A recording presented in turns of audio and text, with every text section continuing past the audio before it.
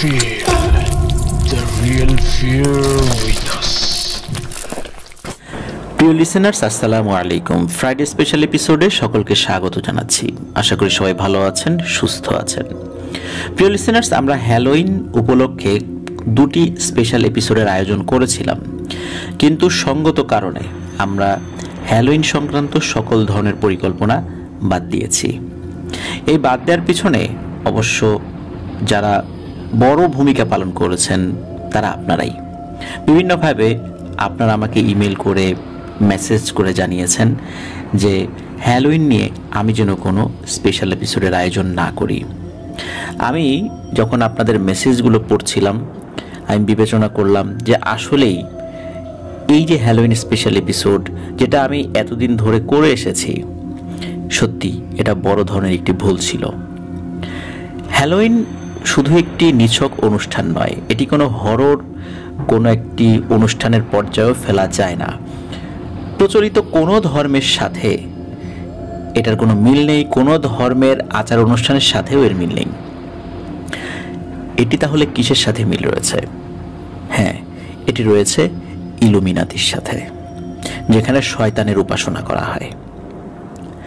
প্রিয় লিসেনার্স, আমি আল্লাহ সুবহানাহু ওয়া তাআলার দরবারে শুকরিয়া আদায় করছি, আলহামদুলিল্লাহ, যে এই পথ থেকে আমরা সরে আসতে পেরেছি। যারা হ্যালোইন নিয়ে কাজ করে যাচ্ছেন তাদেরকেও, আমার পরিচিত যারা আছে তাদেরকে আমি মেসেজ পৌঁছে দিয়েছি, যেটা ইলুমিনাতির একটি অংশ। আমাদের মাধ্যম দিয়ে এটি যদি প্রচারিত হতে থাকে, হাসরের মাঠে আল্লাহ সুবহানাহু ওয়া তাআলার দরবারে আমরা বিচারের মুখোমুখি অবশ্যই সেটা ফেস করব। এই কারণে আমাদের যখনই মেসেজটা পরিষ্কার হয়ে যাবে তখন এই পথ থেকে ফেরত আসতে হবে। মূলত এইসব চিন্তাভাবনা থেকেই হ্যালোইন নিয়ে আমাদের সকল পরিকল্পনা বাদ দেওয়া হয়েছে, আলহামদুলিল্লাহ। এবং ইনশাল্লাহ ভবিষ্যতেও আমরা হ্যালোইন নিয়ে কোনো ধরনের কোনো পরিকল্পনা রাখবো না, অন্তত আমাদের চ্যানেলে রাখবো না। প্রিয় লিসেনার্স, আল্লাহ আমাদেরকে হেফাজত করুক। আমাদের যেই জেনারেশনটা তৈরি হচ্ছে তাদের কাছে এই হ্যালোইনের মেসেজটা কিন্তু আমরা মনের অজান্তেই পৌঁছে দিচ্ছি। আমরা মনের অজান্তেই ইলুমিনাতির চর্চা করছি, যেটা হয়তোবা উচিত নয়। যখন আমাদের কাছে মেসেজ পরিষ্কার হয়ে যাবে তখন এটা নিয়ে আর কোনো ধরনের কোনো কাজ করা আমাদের জন্য উচিত হবে না। মূলত এই চিন্তাভাবনা থেকেই আমরা এই পদক্ষেপ নিয়েছি। আর হ্যালোইন নিয়ে যেহেতু আমাদের পরিকল্পনা ছিল, আমরা গত হ্যালোইনেও কিন্তু স্পেশাল এপিসোডের আয়োজন করেছিলাম। এই হ্যালোইনেও পরিকল্পনা ছিল যে এখানে বেশ কয়েকটি গুরুত্বপূর্ণ ঘটনা আপনাদের সামনে উপস্থাপন করব। যেহেতু পরিকল্পনা বাদ দেওয়া হয়েছে, কিন্তু ঘটনা তো রয়ে গেছে। এই ঘটনা আমরা ফ্রাইডে স্পেশাল এপিসোডে আজকে নিয়ে আসছি, এবং আগামীকাল শনিবার আরও একটি স্পেশাল এপিসোড হবে যেখানে সৌমিত্র রয়ের ঘটনা থাকবে। আজকে চট্টগ্রামের আগ্রাবাদে জুবাইর ইসলাম ভাই রয়েছেন, তার পাঠানো ঘটনা আমরা আপনাদের সামনে উপস্থাপন করব, সুফিয়ান হুজুরের ঘটনা। ঘটনাটির শিরোনাম ইতোমধ্যে আপনারা অবগত হয়েছেন। পুরো ঘটনাটা শুনবেন, একটি দীর্ঘ ঘটনা। আশা করছি সকলের কাছে ভালো লাগবে। চলুন শুরু করি ঘটনা যিনি পাঠিয়েছেন জুবাইর ইসলাম ভাই, উনি ঠিক যেভাবে পাঠিয়েছেন আমি সেভাবেই এই ঘটনাটি আপনাদের সামনে উপস্থাপন করার চেষ্টা করব ইনশাআল্লাহ। ঘটনাটি সুফিয়ান ভাইয়ের ভাষায় জুবাইর ইসলাম ভাই উপস্থাপন করেছেন, আমি সেভাবেই বলছেন সুফিয়ান ভাই। 2005 সালের শুরুর দিকের ঘটনা। আল্লাহ তাআলার অশেষ দয়ায় আমি প্যারানরমাল বিষয়গুলোর উপরে বেশ অভিজ্ঞ হয়ে উঠেছিলাম। মোটামুটি ভালো নাম করতে পেরেছি, আলহামদুলিল্লাহ। সব মিলিয়ে আমার দিন ভালোই কাটছিল। মাদ্রাসার শিক্ষক হিসেবে চাকরি পেয়েছি, মসজিদের মুয়াজ্জিন থেকে ইমামতির দায়িত্ব পেয়ে গেছি।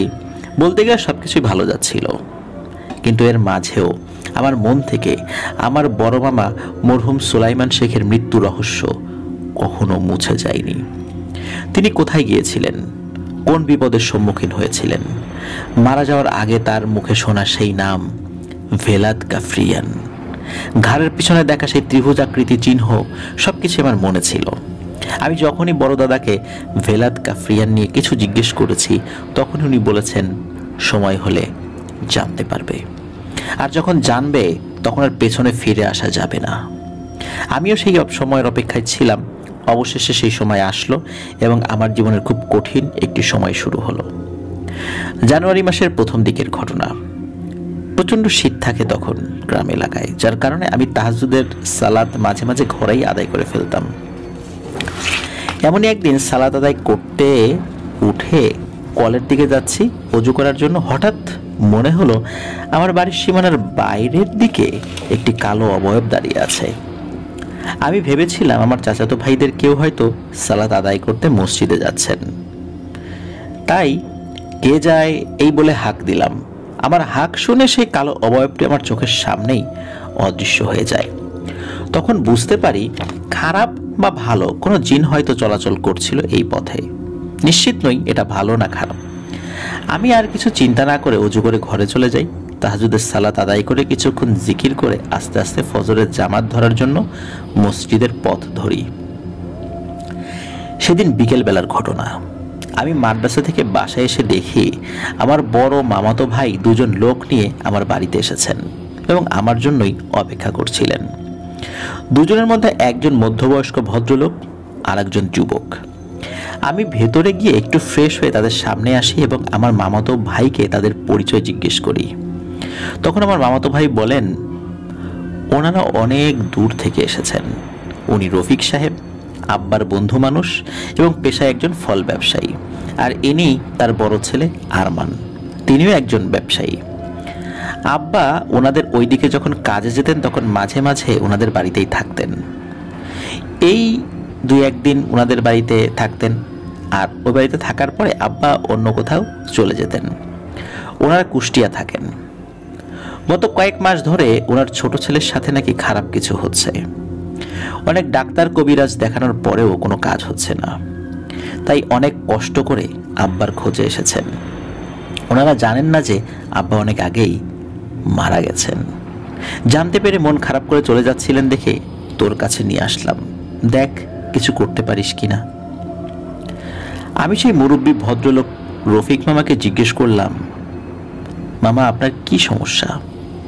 উনি বললেন, বাবা সমস্যাটা যে কি সেটা তুমি না দেখলে বুঝবা না। তুমি যদি একটু কষ্ট করে আমার সাথে যেতে খুব ভালো হতো। তোমার মামা সোলাইমান বেঁচে থাকলে আমি একটু ভরসা পেতাম। এখন কি করব বুঝতে পারছি না। আমি বললাম, মামা আপনি আগে আমাকে বলেন যে কি হয়েছে। আমি না শুনলে তো বুঝতেই পারবো না যে এটা কেমন সমস্যা, আর আমার করণীয়ই বা কি হবে। আমার তো আগে জানতে হবে, তারপর আমি ভেবে দেখব যাওয়া যায় কি না।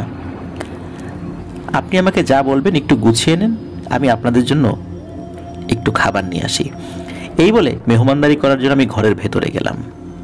ভেতরে বসেই শুনতে পেলাম আরমান ভাই আমার মামাতো ভাইকে জিজ্ঞেস করছেন, ওনার বয়স তো বেশি না, উনি কি পারবে নাকি শুধু টাকা খেয়ে বসে থাকবে? তখন আমার মামাতো ভাই একটু রেগে উত্তর দিলেন, আমার ভাই এসব কাজ করতে কোনো টাকা পয়সা নেন না, শুধু তার পকেট খরচ থেকে যেটা খরচ হয় বা পকেট থেকে যেটা খরচ হয় সেটাই শুধু নেন। তার বাবা তাকে ধমক দিয়ে থামিয়ে দিয়ে আমার মামাতো ভাইকে বলেন, বাবা কিছু মনে করো না, গত কয়েক মাসে আমরা অনেক টাকা খরচ করেছি কিন্তু কোনোই ফল হয়নি, বরং অবস্থা দিন দিন ভয়ানক খারাপ হচ্ছে। এসব কথা চলতে চলতে আমি তাদের জন্য কিছু খই, মুড়ি আর গুড় এনে দেই। আমি রফিক মামাকে বলি, মামা আপনি খেতে খেতে বলা শুরু করেন, কিছুই কিন্তু বাদ দিবেন না, সব কিছু বিস্তারিতভাবে বলার চেষ্টা করেন। আর আরমান ভাই খেয়াল করবেন মামা কিছু বলতে ভুলে যাচ্ছেন কিনা, গেলে আপনি একটু ধরিয়ে দেবেন। এরপর রফিক মামা বলা শুরু করলো। বলছেন রফিক মামা,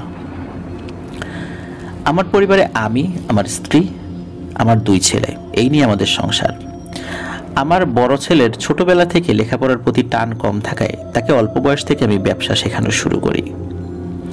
কিন্তু আহাদ মানে আমার ছোট ছেলেটার মেধা খুবই ভালো এবং পড়ার খুব আগ্রহ থাকায় তাকে ঠিক মতো লেখাপড়া করাই। এবং আল্লাহর অশেষ রহমত আলহামদুলিল্লাহ সে নিজ যোগ্যতা প্রমাণ করে জাহাঙ্গীরনগর বিশ্ববিদ্যালয়ের রসায়ন বিভাগে ভর্তি হয় এবং বর্তমানে 3য় বর্ষের সে একজন ছাত্র। সে তার বিশ্ববিদ্যালয়ের হলেই থাকতো। গত বছর মার্চ মাসে একদিন হঠাৎ তার রুমমেট আমাকে ফোন করে জানায় যে আহাদ বেশ কিছুদিন ধরে অসুস্থ। আমি বা তার ভাই কেউ যেন একটু দেখে আসি।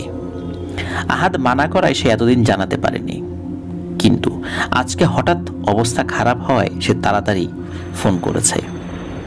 আমি দেরি না করে আরমানকে নিয়ে তাড়াতাড়ি ঢাকার উদ্দেশ্যে রওনা দিই।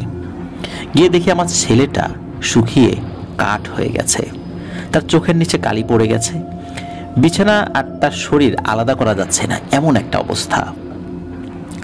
আরমান আমাদের দেখে খুশি হয়, আবার কষ্টও পায়। আমার বড় ছেলে তার ভাইয়ের এমন অবস্থা দেখে বলে, ভাই তোরা লেখাপড়া করা লাগবে না, অনেক হয়েছে, বাড়ি চল আগে, সুস্থ হয় তারপর আসবি। ভাইয়ের কথা শুনে আরমান না করে নাই, সে আমাদের সাথে যেতে রাজি হয়ে যায়। সেদিনই আমরা অল্প কিছুক্ষণ পরে রওনা দিয়ে ওকে নিয়ে বাড়িতে চলে আসি। বাড়িতে এসে ওকে কুষ্টিয়া সদরের বেশ কিছু ভালো ডাক্তার দেখাই, কিন্তু অনেক পরীক্ষা নিরীক্ষার পরেও কোনো রোগ ধরা পড়ল না। এর মাঝের একদিন রাতের ঘটনা, তখন রাত আনুমানিক 11টা বাজে।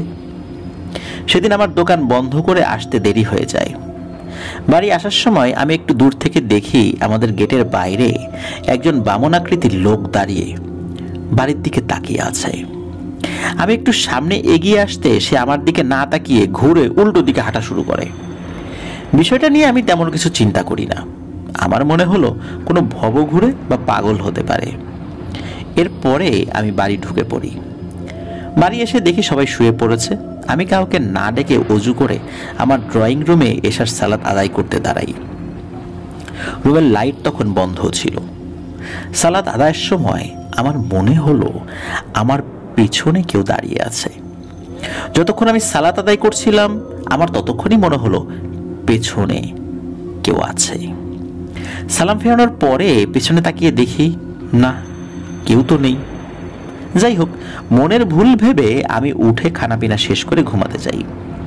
সেদিন রাতেই আহাদের চিৎকারে আমাদের বাড়ির সকলের ঘুম ভাঙল। দৌড়ে ছেলের ঘরে গিয়ে আমি আর তার মা দেখি সে মশারির ভেতর বসে চিৎকার করছে আর এদিক সেদিক কি যেন দেখার চেষ্টা করছে। ওর মা তাড়াতাড়ি কাছে গিয়ে ওকে শান্ত করার চেষ্টা করে। এর মাঝে ওর বড় ভাই আরমানও চলে আসে। একটু স্থির হলে তাকে জিজ্ঞেস করলাম, কি হয়েছে বাবা, এভাবে চিৎকার করলি কেন? আহাদ বলে, বাবা আমার মশারির বাইরে 1 হাত সমান কয়েকটা মাকড়সা ছিল, এতক্ষণ চারপাশে ঘুরছিল আর কেমন যেন বৃষ্টি শব্দ করছিল। তোমরা আসার সাথে সাথে কোথায় যেন চলে গেল। আমি ভাবলাম অসুস্থ অবস্থায় ঘুমের মধ্যে হয়তো খারাপ স্বপ্ন দেখেছে। ওকে এটা বলেই বুঝিয়ে শুনি আবার ঘুমিয়ে যেতে বলি। আহাদ একটু পরে আবার শুয়ে পড়ে। আমরা রুমে চলে আসার পর ওর মা আমাকে বলে ছেলেকে যেন ভালো কোনো এক হুজুরকে দিয়ে ঝাড়িয়ে আনি। বিষয়টা আমার কাছেও মনে হলো যে হ্যাঁ, একটু ঝাড়ফুঁক করে আনা যায়। সকালবেলা তাই ছেলেকে নিয়েই আমি বের হই। সারা রাত্রে ওই সমস্যা ছাড়া কোনো সমস্যা হয়নি। আমাদের এলাকার মসজিদের ইমাম সাহেবের কাছে নিয়ে একটু ঝাড়ফুঁক করিয়ে আনি। এরপর থেকেই আমাদের বড় ধরনের সমস্যা শুরু হয়। যেদিন ইমাম সাহেবের কাছ থেকে নিয়ে আসি তার পরের দিন মাগরিবের সালাতের সময় আমার স্ত্রী আমাকে মোবাইলে কল দিয়ে তাড়াতাড়ি বাসায় আসতে বলে। আমি দেরি না করে বাসায় চলে আসলাম। এসে দেখি সেই ইমাম সাহেব আমার বাসায় সোফায় বসে আছেন। তার বাম গাল চোখ সহ নিয়ে ফুলে উঠেছে। আমি তাকে আসার কারণ জিজ্ঞেস করতে সে বলে, রফিক ভাই, আপনার ছেলেকে ভালো কোনো হুজুর দেখান, ওর উপরে খারাপ কিছু আসর করেছে বলে আমার দৃঢ় বিশ্বাস। কারণ কাল আপনারা চলে আসার পর আমি কাজকর্ম শেষ করে জোহরের নামাজ পড়ে খাওয়া দাওয়া করে একটু বিশ্রাম নিচ্ছিলাম শুয়ে, তখন আমি স্বপ্নের মতো কিছু একটা দেখি। আমি দেখি একটা জলার মতো জায়গায় কিনারে একটি গাছের নিচে দাঁড়িয়ে আছি। একটা বামনাকৃতির মানুষ সেই গাছের সবচেয়ে নিচু ডালে পা পেঁচিয়ে উল্টো অবস্থায় ঠিক আমার মুখের সামনে, তার মুখ এই অবস্থায় তাকিয়ে বিশ্রীভাবে হাসছে। তার চেহারা এমন কুৎসিত যা বর্ণনা করা যাবে না। আমি আপনাকে কোনোভাবেই সেটা বোঝাতে পারবো না কি ভয়ানক চেহারা ছিল সেটার। ভয়ে আমার ঘুম ভেঙে যায়। আমি উঠে দোয়া দুরুদ পড়তে থাকি। এরপর সারাদিন কর্মব্যস্ততাই কেটে যায়। রাত্রে এশার সালাত পড়ে যখন বাসায় আসি তখন আমার বাড়ি থেকে অল্প কিছু দূরে একটা জাম গাছ আছে, সেদিক দিয়ে আসছিলাম। হঠাৎ গাছের নিচ দিয়ে আসার সময় আমার পেছন থেকে ফিসফিস করে কেউ বলে ওঠে, আর না। এটা শুনে আমি পেছনে ফিরতে কেউ একজন সজোরে আমার গালে চড় দেয়। আমি এত ব্যথা পাই যে ওই জায়গায় বসে পড়ি গাল ধরে।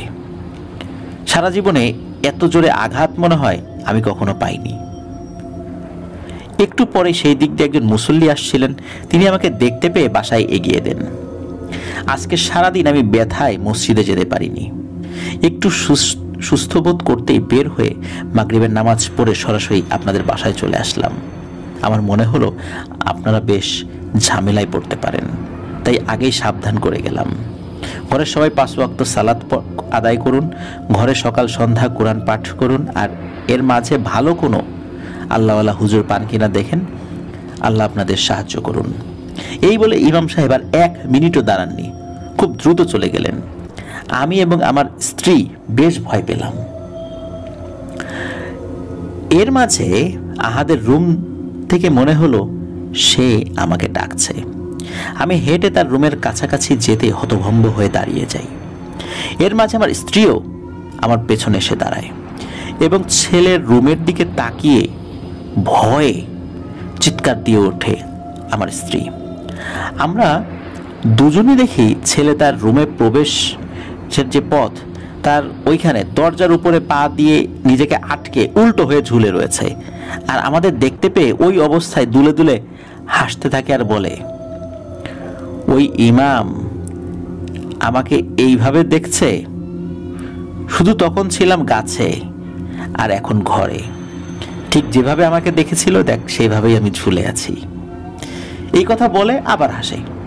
আমি সাহস করে আয়াতুল কুরসি পড়তে পড়তে আস্তে আস্তে সামনে যেতে থাকি। একটু কাছে গিয়ে তার গায়ে হাত দিতেই সে সোজা হয়ে লাফিয়ে নিচে নেমে আসে। আমার দিকে না তাকিয়ে তার খাটের কাছে গিয়ে উপরের দিকে তাকিয়ে অদ্ভুত ভাষায় কি যেন বলছে। আমি সাহস করে আবার তার কাছে গিয়ে আয়াতুল কুরসি পড়ে মাথায় ফু দিতেই সে খুব জোরে চিৎকার দিয়ে খাটের উপর বসে কান্না করে দেয়। হঠাৎ আমার দিকে তাকিয়ে সে আমাকে জড়িয়ে ধরে কান্নারত অবস্থায় বলে, বাবা আমাকে বাঁচাও বাবা, ও আমাকে মেরে ফেলবে বাবা, ও আমাকে মেরে ফেলবে। ছেলের মা দরজায় দাঁড়িয়ে কাঁদতে থাকে। বাপ হয়ে আমি তো নরম হয়ে যেতে পারি না, তাই না? আমি ছেলেকে বুকে জড়িয়ে ধরে বলি, ইনশাল্লাহ কিছু হবে না বাবা, আমরা আছি তো তোর সাথে, আল্লাহ সুবহানাহু ওয়া তাআলা আছেন আমাদের সাথে, কিচ্ছু হবে না, আল্লাহ আমাদের অবশ্যই সাহায্য করবেন। এই বলে আমি ছেলেকে সান্ত্বনা দিতে থাকি। কিন্তু বিশ্বাস করো ওই সময় আমার বুকটা ফেটে যাচ্ছিল। ছেলের মা এসে ছেলেকে শান্ত করতে থাকে। আমি আরমানকে ফোন দিয়ে তাড়াতাড়ি বাসায় আসতে বলি। আরমান আধা ঘন্টা পরেই চলে আসে। আমি ওকে সব কিছু বলি যা যা হয়েছে এতক্ষণ, আর বলি খুব তাড়াতাড়ি ভালো কোনো একজন হুজুরের জন্য সন্ধান করে। এরপর আমি আহাদকে বলি, বাবা যাও ওযু করে আসো, আমরা 3 বাপ বেটা একসাথে এশার সালাত আদায় করব। ওযু করে এসে 2 ছেলেকে নিয়ে আমি ড্রয়িং রুমে জামাত ধরি, কিন্তু প্রথম রাকাতে সূরা ফাতিহা শেষ করতে পারি নাই। আলহামদুলিল্লাহি রাব্বিল আলামিন এতটুকু তেলাওয়াত করতেই আহাদ মারাত্মক চিৎকার করতে করতে মাটিতে শুয়ে পড়ে আর শরীর বাঁকিয়ে ফেলে, হাত মুছড়ে ফেলে, পা দুটো মাটিতে আছড়াতে থাকে। আমি আর আরমান সালাত ভেঙে তাকে ধরার চেষ্টা করি। আরমান সূরা কালাম পড়তে থাকে আর অনবরত ওকে ফু দিতে থাকে। আমি আহাদের মাথার কাছে ছিলাম। হঠাৎ সে 2 হাতে আমার গলা পেঁচিয়ে ধরে, আমার মাথা টেনে তার মুখের সামনে এনে ভয়ঙ্কর কণ্ঠে বলে ওঠে, আর একবার আমাকে তোর খোদার সামনে দাঁড় করালে এই ছেলের ভেতরে যা যা আছে সব খেয়ে একদম শেষ করে ফেলবো, আর তোর পরিবারের কেউ যেন তোর খোদার নাম ডাকতে না পারে সেটা কিন্তু নিশ্চিত করব। এরপরে আহাদ আমার দিকে আর আরমানের দিকে তাকে খুব খারাপ ভাষায় গালিগালাজ করতে থাকে, আর একটু পর পর আকাশের দিকে তাকে কি ভাষায় কিছু একটা যেন বলতে থাকে। শুনে মনে হয় কাউকে কোনো কিছুর জন্য বিচার দিচ্ছে। আরমান আর আমি দুজনেই তখন দোয়া কালাম পড়তে থাকি। ওর মাও ততক্ষণে ছেলের কাছে এসে সূরা কালাম পড়তে থাকে। একটু পরে আস্তে আস্তে ছেলের শরীর সোজা হয়ে আসে, আর হঠাৎ সে সোজা হয়ে লাফ দিয়ে উঠে বসে আমার বুকে মাথা দিয়ে কান্না শুরু করে। আমরা বুঝতে পারি এতক্ষণ কিছু একটার উপর ভর করেছিল, যা এখন চলে গেছে। এরপর আমরা আহাদকে তার ঘরে নিয়ে বিছানায় শুইয়ে দেই। অল্প কিছুক্ষণের মধ্যে সে ঘুমিয়ে যায়। আমি আরমানকে পাঠাই আরেকজন হুজুরের খোঁজে, যিনি শহর থেকে একটু ভেতরে গ্রামের দিকে থাকেন। উনি আমাদের এলাকার বেশ প্রবীণ একজন হুজুর। রাত আনুমানিক 10টায় আরমান ওনাকে নিয়ে বাড়িতে আসেন। উনি এসে বসে আমার কাছ থেকে কি কি হয়েছে সবকিছু শুনলেন। এরপর তিনি আহাদের রুমে আরমানকে সাথে নিয়ে প্রবেশ করেন। আমি আর আমার স্ত্রী হুজুরের কথা মতো রুমের বাইরে দাঁড়িয়ে দেখছিলাম। আহাদ তখন গভীর ঘুমে রয়েছে। হুজুর রুমে ঢুকে প্রথমে সূরা কালাম পড়তে পড়তে সারা রুমের চারদিকে দেখলেন। এরপর তিনি আস্তে করে আহাদের খাটে তার পাশে গিয়ে বসেন। হুজুর বসার সাথে সাথে আহাদ ঘুম থেকে উঠে বসে, সরাসরি হুজুরের চোখের দিকে রাগান্বিত চোখে তাকায় আর বলে ওঠে, তোরা মনে হয় কেউ চাস না এই ছেলেটা আরো কয়েকদিন বাঁচুক। আমার মনে হয় তোদের মাথায় আমার কথা ঢুকছে না, এখন ঢুকবে। এই বলেই আহাদ আমাদের সবার সামনে খাটের উপরে উঠে দাঁড়িয়ে তার জামা খুলে ফেলে এবং নিজের হাতের নখ দিয়ে নিজের শরীর আঁচড়াতে থাকে।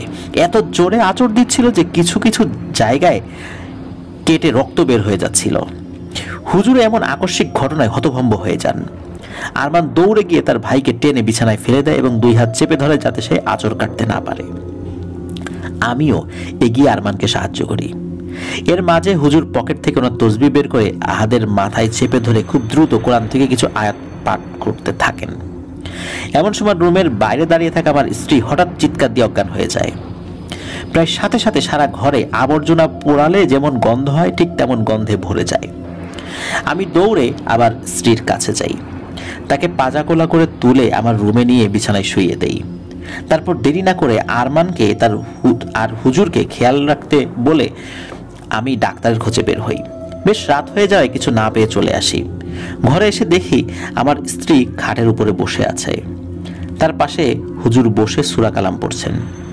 একটু পরে হুজুর পড়া শেষ করে উঠে আমার দিকে তাকিয়ে বললেন, আপনার স্ত্রীকে নিয়ে ভয় পাবেন না, ওনার কিছু হয়নি, উনি ভয়ে অজ্ঞান হয়ে গিয়েছিলেন। এরপরে হুজুর আমার স্ত্রীর দিকে তাকিয়ে জিজ্ঞেস করলেন, বোন আপনি কি দেখেছেন? তখন আমার স্ত্রী বলে, হুজুর আপনি তসবিহ মাথায় চেপে ধরে যখন সূরা পড়ছিলেন তখন আমি স্পষ্ট দেখতে পেলাম হঠাৎ খাটের নিচ থেকে আচমকা একটা বামন আকৃতির কালো লোমশ, গায়ে কোনো জামা কাপড় নেই, এমন কিছু একটা 4 হাত পা ছড়িয়ে হামাগুড়ি দিয়ে আমার দিকে ছুটে আসছে, অনেকটা মাকড়সার মতো দেখতে। এটা দেখেই আমি চিৎকার দিয়ে ভয়ে জ্ঞান হারিয়ে ফেলি। আমার স্ত্রীর কথা শুনে হুজুর একটু চিন্তিত হয়ে পড়েন। উনি আমার রুম থেকে বের হয়ে এসে ড্রয়িং রুমে গিয়ে বসেন এবং আমাকে ডেকে বলেন, ভাই আপনার ছোট ছেলের সাথে খুবই খারাপ কিছু আছে বলে মনে হচ্ছে, কিন্তু সেটা কি আমি বুঝতে পারছি না। কেনই বা আপনার ছেলের কাছে আসলো তাও বুঝতে পারছি না। আপনার বা ছেলেদের কি কোনো শত্রু আছে যারা আপনার পরিবারে কুফরি কালাম করতে পারে বলে আপনি মনে করেন? আমি কিছুক্ষণ চিন্তা করে বললাম, না ভাই, আমাদের পরিবারে উপরে এত বড় হারাম কাজ করবে এমন তো কেউ আমার চোখে পড়ছে না বা আমার স্মরণেও আসছে না। হুজুর আমার কথা শুনে একটু ভেবে নিয়ে বললেন, আচ্ছা থাক, এখন আর আমার তেমন কিছুই করার নেই।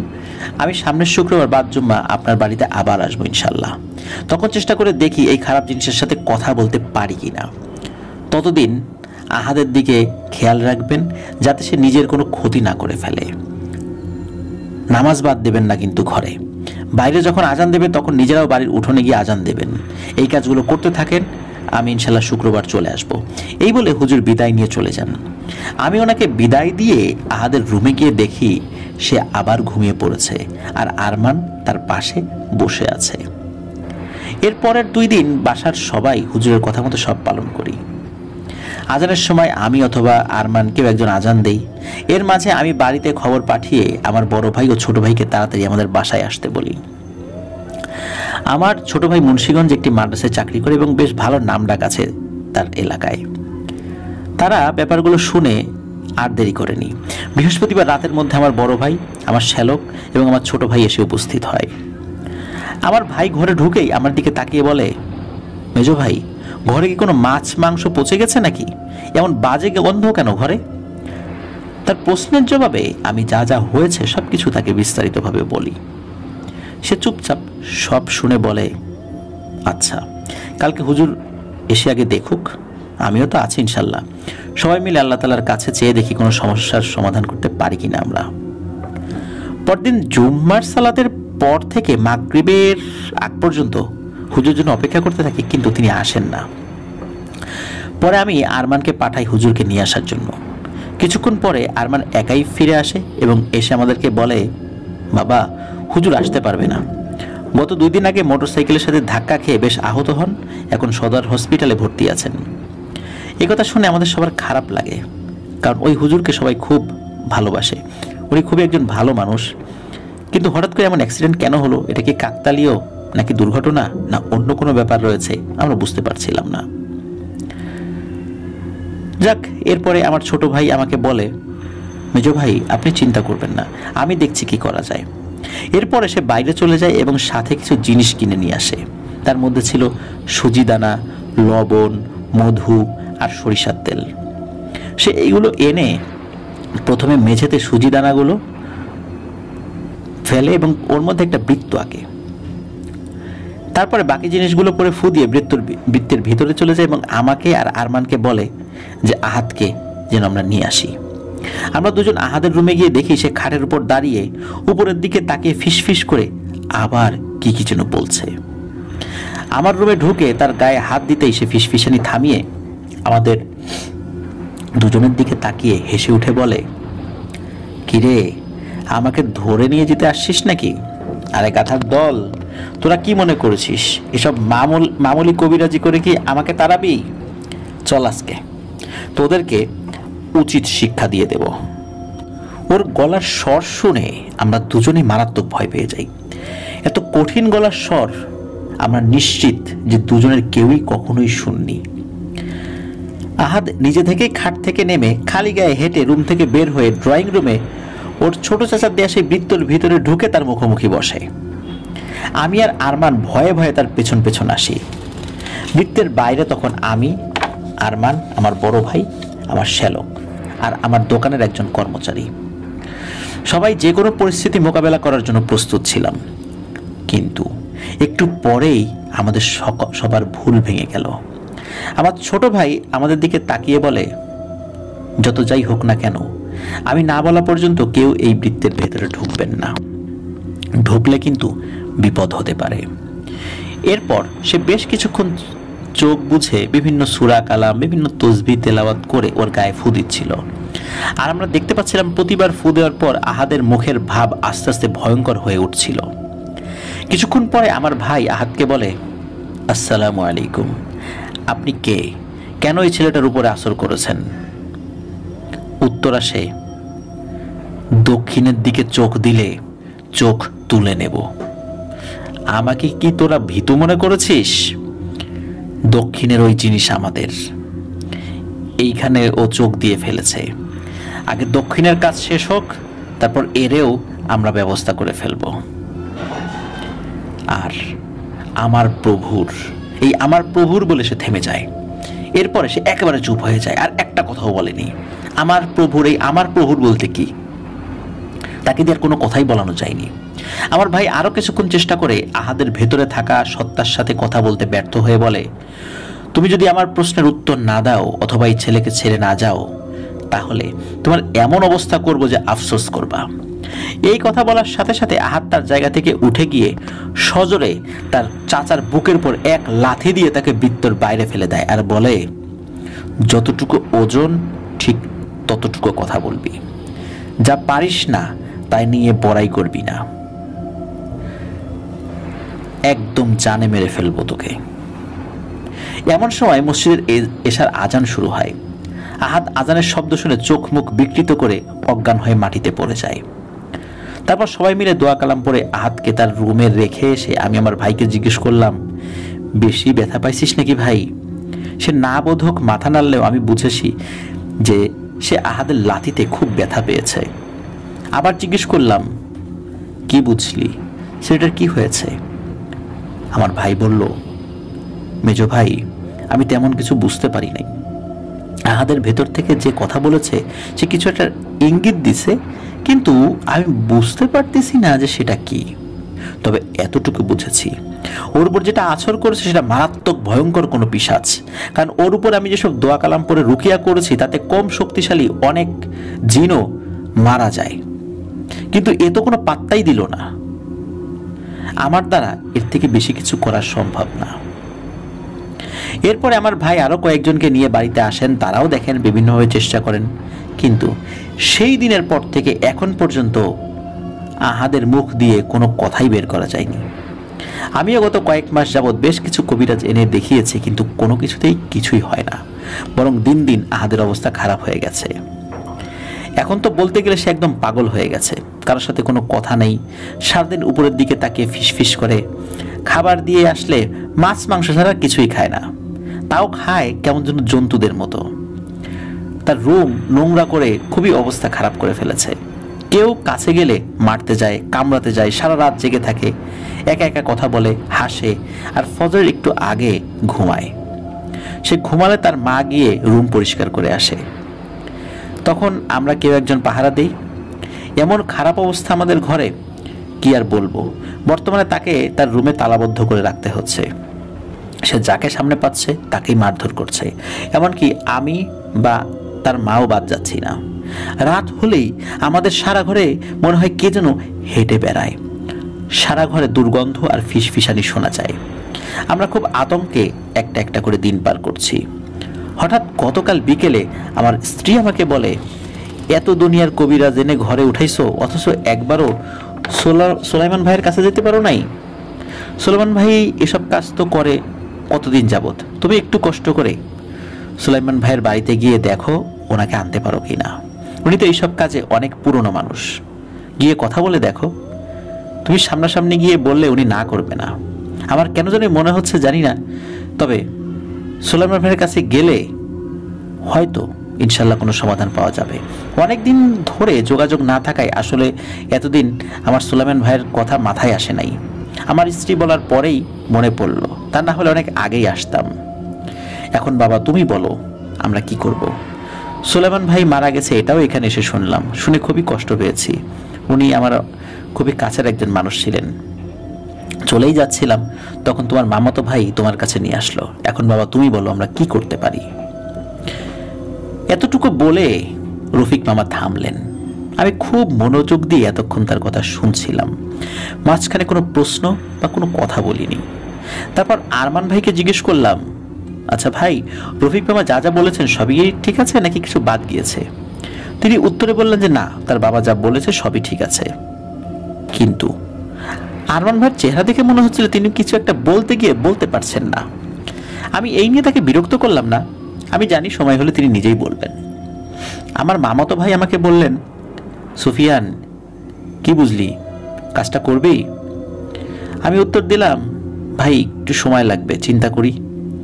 রফিক মামা যেহেতু ব্যস্ত মানুষ, তো আমি যেটা করলাম সেটা হলো ওনার বাড়ির ঠিকানা, মোবাইল ফোন নাম্বার এগুলো সব কিছু রেখে দিলাম এবং বললাম যে আমি যদি যাই আমি তাদেরকে জানাবো। এরপর ওনাদেরকে বিদায় দিলাম, ওনারা চলে যান। আমার মামাতো ভাই তাদেরকে এগিয়ে দিয়ে আসেন। আমার আসলে একটু আলোচনা করার দরকার ছিল বিষয়টা নিয়ে। সেদিন মাগরিবের সালাতের পরে আমি বড় দাদার সাথে যোগাযোগের চেষ্টা করি। এশার সালাতের পর রেহমান, যিনি একজন দাদার অনুগত জিন, তিনি এসে জানালেন যে বড় দাদা মধ্যরাতে আসবেন আমার সাথে দেখা করতে। আমি রাতের খাওয়া দাওয়া শেষ করে আমার সালাতের ঘরে গিয়ে অপেক্ষা করতে শুরু করি তার জন্য। এর মাঝে কোরআন তেলাওয়াত করেছি, কিছুক্ষণ জিকির করেছি, রুকিয়া করার কিছু প্রয়োজনীয় আমল চর্চা করেছি। এভাবে সময় কাটাতে কাটাতে একসময় হালকা চোখ লেগে এসেছিল ঘুমে। কতক্ষণ ঘুমিয়েছি জানি না, হঠাৎ ঘুম ভেঙে দেখি বড় দাদা আমার নামাজের চৌকিতে বসে আছেন। এবং তসবি পড়ছিলেন। আমি উঠে বসে ওনাকে সালাম জানাই। উনি আমার দিকে তাকিয়ে একটু হেসে সালামের উত্তর জানালেন। তারপর জিজ্ঞেস করলেন, কি হয়েছে আবু সুফিয়ান, হঠাৎ দেখা করতে চাইলে কেন, কোনো সমস্যা? আমি এরপর ওনাকে রফিক মামার কাছ থেকে শোনা সব ঘটনা বিস্তারিতভাবে বলি। উনি মনোযোগ দিয়ে সব শুনলেন। আমি এটাও বললাম যে ওনার বড় ছেলেকে দেখে মনে হচ্ছিল সে কিছু বলতে চাচ্ছে কিন্তু ভরসা পাচ্ছিল না, তা কিছু একটা মনে করে বলেনি। বড় দাদা সব শুনলেন চুপচাপ। এরপর আমাকে বললেন, তোমার সব কথাই বুঝলাম, কিন্তু রুকিয়ার সময় ওই জিনের বলা কথাটা বুঝলাম না। দক্ষিণের ওই জিনিস তাদের, এটার মানে কি? দক্ষিণের দিকে চোখ দিলে ক্ষতি করবে, আমি এই জিনিসটা বুঝতে পারছি না। সময় দাও, আমি খোঁজ নিয়ে দেখি আগে। আমি জিজ্ঞেস করলাম, বড় দাদা আপনার কি মনে হয় কুফরি করা হয়েছে ছেলেটার উপরে? তিনি উত্তর দিলেন, মনে হয় না ওর উপর কোনো ব্ল্যাক ম্যাজিক করা হয়েছে। এরপর তিনি উঠে পড়েন, যাওয়ার সময় বলেন, আগে খোঁজ খবর জানতে দাও, এর আগে কাউকে কথা দিয়ে ফেলো না। এই বলে তিনি বের হয়ে গেলেন।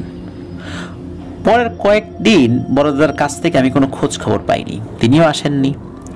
প্রায় 8 দিনের মাথায় এশার সালাতের পরে বাড়ি ফেরার সময় রাস্তার এক পাশে নির্জন জায়গায় রেহমান ভাইকে দাঁড়িয়ে থাকতে দেখি। আমি সালাম দিলে সালামের উত্তর দিয়ে তিনি জানালেন, আগামীকাল রাত্রে আপনার সাথে আমাদের সর্দার মানে বড় দাদা দেখা করতে আসবেন। আপনার নতুন কাজের তথ্য সংগ্রহ করতে আমাদের অনেক কষ্ট এবং সময় লেগেছে। কেন এবং কি খবর আমরা সংগ্রহ করেছি সেটা বড় দাদা মানে আমাদের সর্দার আপনাকে বলবেন। আমাকে শুধু বলা হয়েছে আপনাকে যেন জানিয়ে দেই যে আগামীকাল সর্দার আপনার সাথে সাক্ষাৎ করবেন। আমি কোনো প্রশ্ন করার আগেই রেহমান ভাই সেখান থেকে চলে যান। আমি কিছুক্ষণ ওই জায়গায় দাঁড়িয়ে চিন্তা করতে থাকি যে বড় দাদার মতো এত বিচক্ষণ, বয়স্ক, অভিজ্ঞ এবং ক্ষমতাবান একজন জিনের পক্ষেও এতদিন লেগেছে শুধু খবর সংগ্রহ করতে। জানি না কেন জানি মনের ভেতর খুব খুঁতখুত করছিল। মনে হচ্ছিল আল্লাহ সুবহানাহু ওয়া তাআলার সামনে কঠিন পরীক্ষার সম্মুখীন করবেন। এসব ভাবতে ভাবতে আস্তে আস্তে হেঁটে বাড়ি চলে আসি। পরদিন যতটুকু মনে পড়ে বৃহস্পতিবার ছিল। চেষ্টা করি প্রতি বৃহস্পতিবার এবং সোমবার আমার নবীর সুন্নাহ নফল সওম রাখতে মানে রোজা রাখতে। সেদিনও রোজা রেখেছিলাম। সারাদিন অন্য সব দিনের মতো কর্মব্যস্ততায় কেটে যায়। রাতে খাওয়া দাওয়া শেষ করে আমি আমার সালাতের ঘরে চলে যাই মানে নামাজের ঘরে চলে যাই। অপেক্ষা করতে থাকি বড় দাদার আগমনের। একসময় সারা ঘরে সুন্দর আতরের গন্ধ নিয়ে তিনি প্রবেশ করেন। আমি তখন জিকির করছিলাম।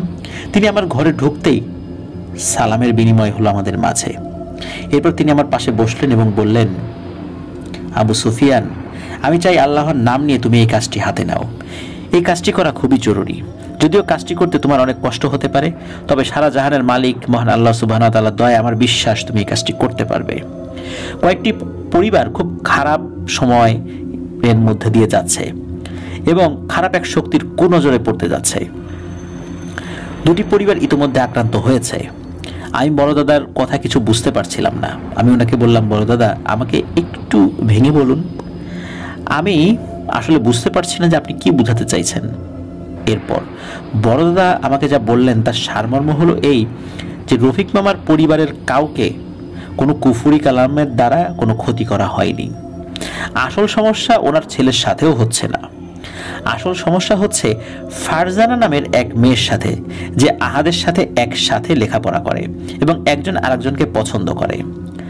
খারাপ ধরনের কুফরি করা হয়েছে ওই ফারজানা নামের মেয়েটাকে।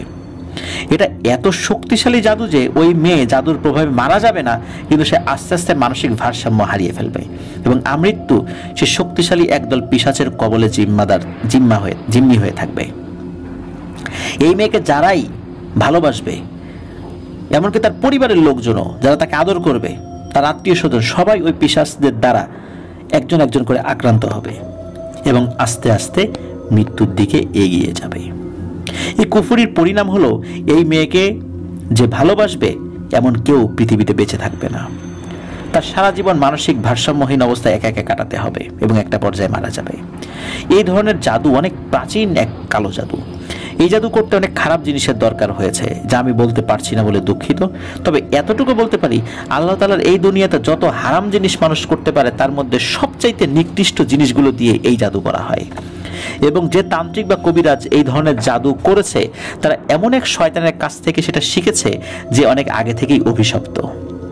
এই জাদুর প্রভাব শুরু হয়ে গেছে এবং এর প্রথম শিকার হয়েছে আহাদ। এসব কিছু জানার পরে আমি বড়দাদাকে জিজ্ঞেস করলাম, আপনি আমাকে এখন কি করতে বলেন? বড়দাদা বললেন, তুমি যত দ্রুত সম্ভব এই ছেলের রুকিয়া শুরু করো, কারণ তার উপরে পিশাচদের একজন খুব নির্যাতন করছে, আর বেশি দেরি করলে হয়তো তাকে বাঁচানো যাবে না। আগে এই ছেলেকে আল্লাহ তাআলার পবিত্র রহমতে সুস্থ করার চেষ্টা করো, এর পরের কাজ আমি তোমাকে ঠিক সময় জানাবো। তবে এতটুকু বলি, মহান রব্বুল আলামিন যদি তোমার প্রতি সহায় হন তাহলে তুমি এই পরিবারগুলোকে বিপদের হাত থেকে রক্ষা করার সাথে সাথে নিজের একটি কাজও শেষ করতে পারবে ইনশাআল্লাহ।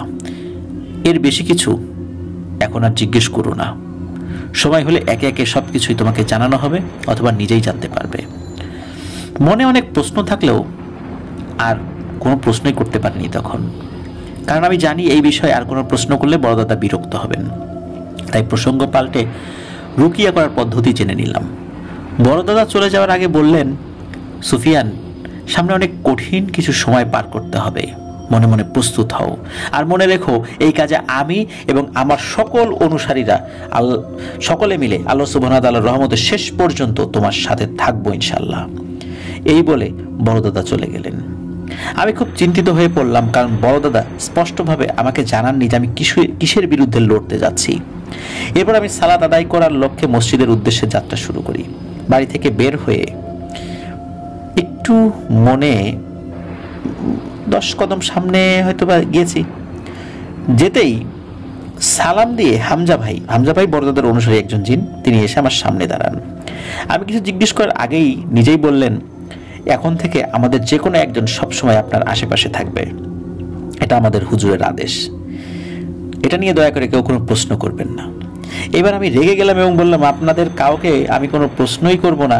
বড়দাদাও কিছু জিজ্ঞেস করলে বলতে নিষেধ করলেন যে তাকে প্রশ্ন করা যাবে না, আপনিও বলছেন কোনো প্রশ্ন করেন। আমি বুঝতেছি না যে আপনারা সবাই আমাকে এমন অন্ধকারে কেন রাখছেন। হামজা উত্তর দিলেন, সুফিয়ান, কিছু মনে করবেন না, আমি শুধু আদেশ পালন করছি। অনেক কিছু জানা সত্ত্বেও আপনাকে বলতে নিষেধ করেছেন আমাদের সর্দার, তাই বলতে পারছি না। আর আমরা আমাদের সর্দারের হুকুম পুঙ্খানুপুঙ্খভাবে অনুসরণ করি, তাতে আমাদের প্রাণ চলে গেলেও। আমি আর কথা না বাড়িয়ে অন্য প্রসঙ্গ ধরলাম। রুকিয়া বিষয়ে বেশ কিছু প্রশ্ন করে কিছু খুঁটিনাটি জেনে নিলাম। এরপর সালাত শেষে আস্তে আস্তে মামা বাড়ির দিকে পথ ধরলাম। মামাতো ভাইয়ের সাথে দেখা করে তাকে জানালাম। তিনি যেন রফিক মামাকে ফোন করে বলেন আমি ইনশাল্লাহ আজ তার বাড়ির উদ্দেশ্যে রওনা হব। এরপর আমি ঠিকানা নিয়ে নিজের বাড়ি চলে আসি এবং ভোর হতেই ব্যাগে প্রয়োজনীয় কিছু জিনিস নিয়ে বের হয়ে যাই।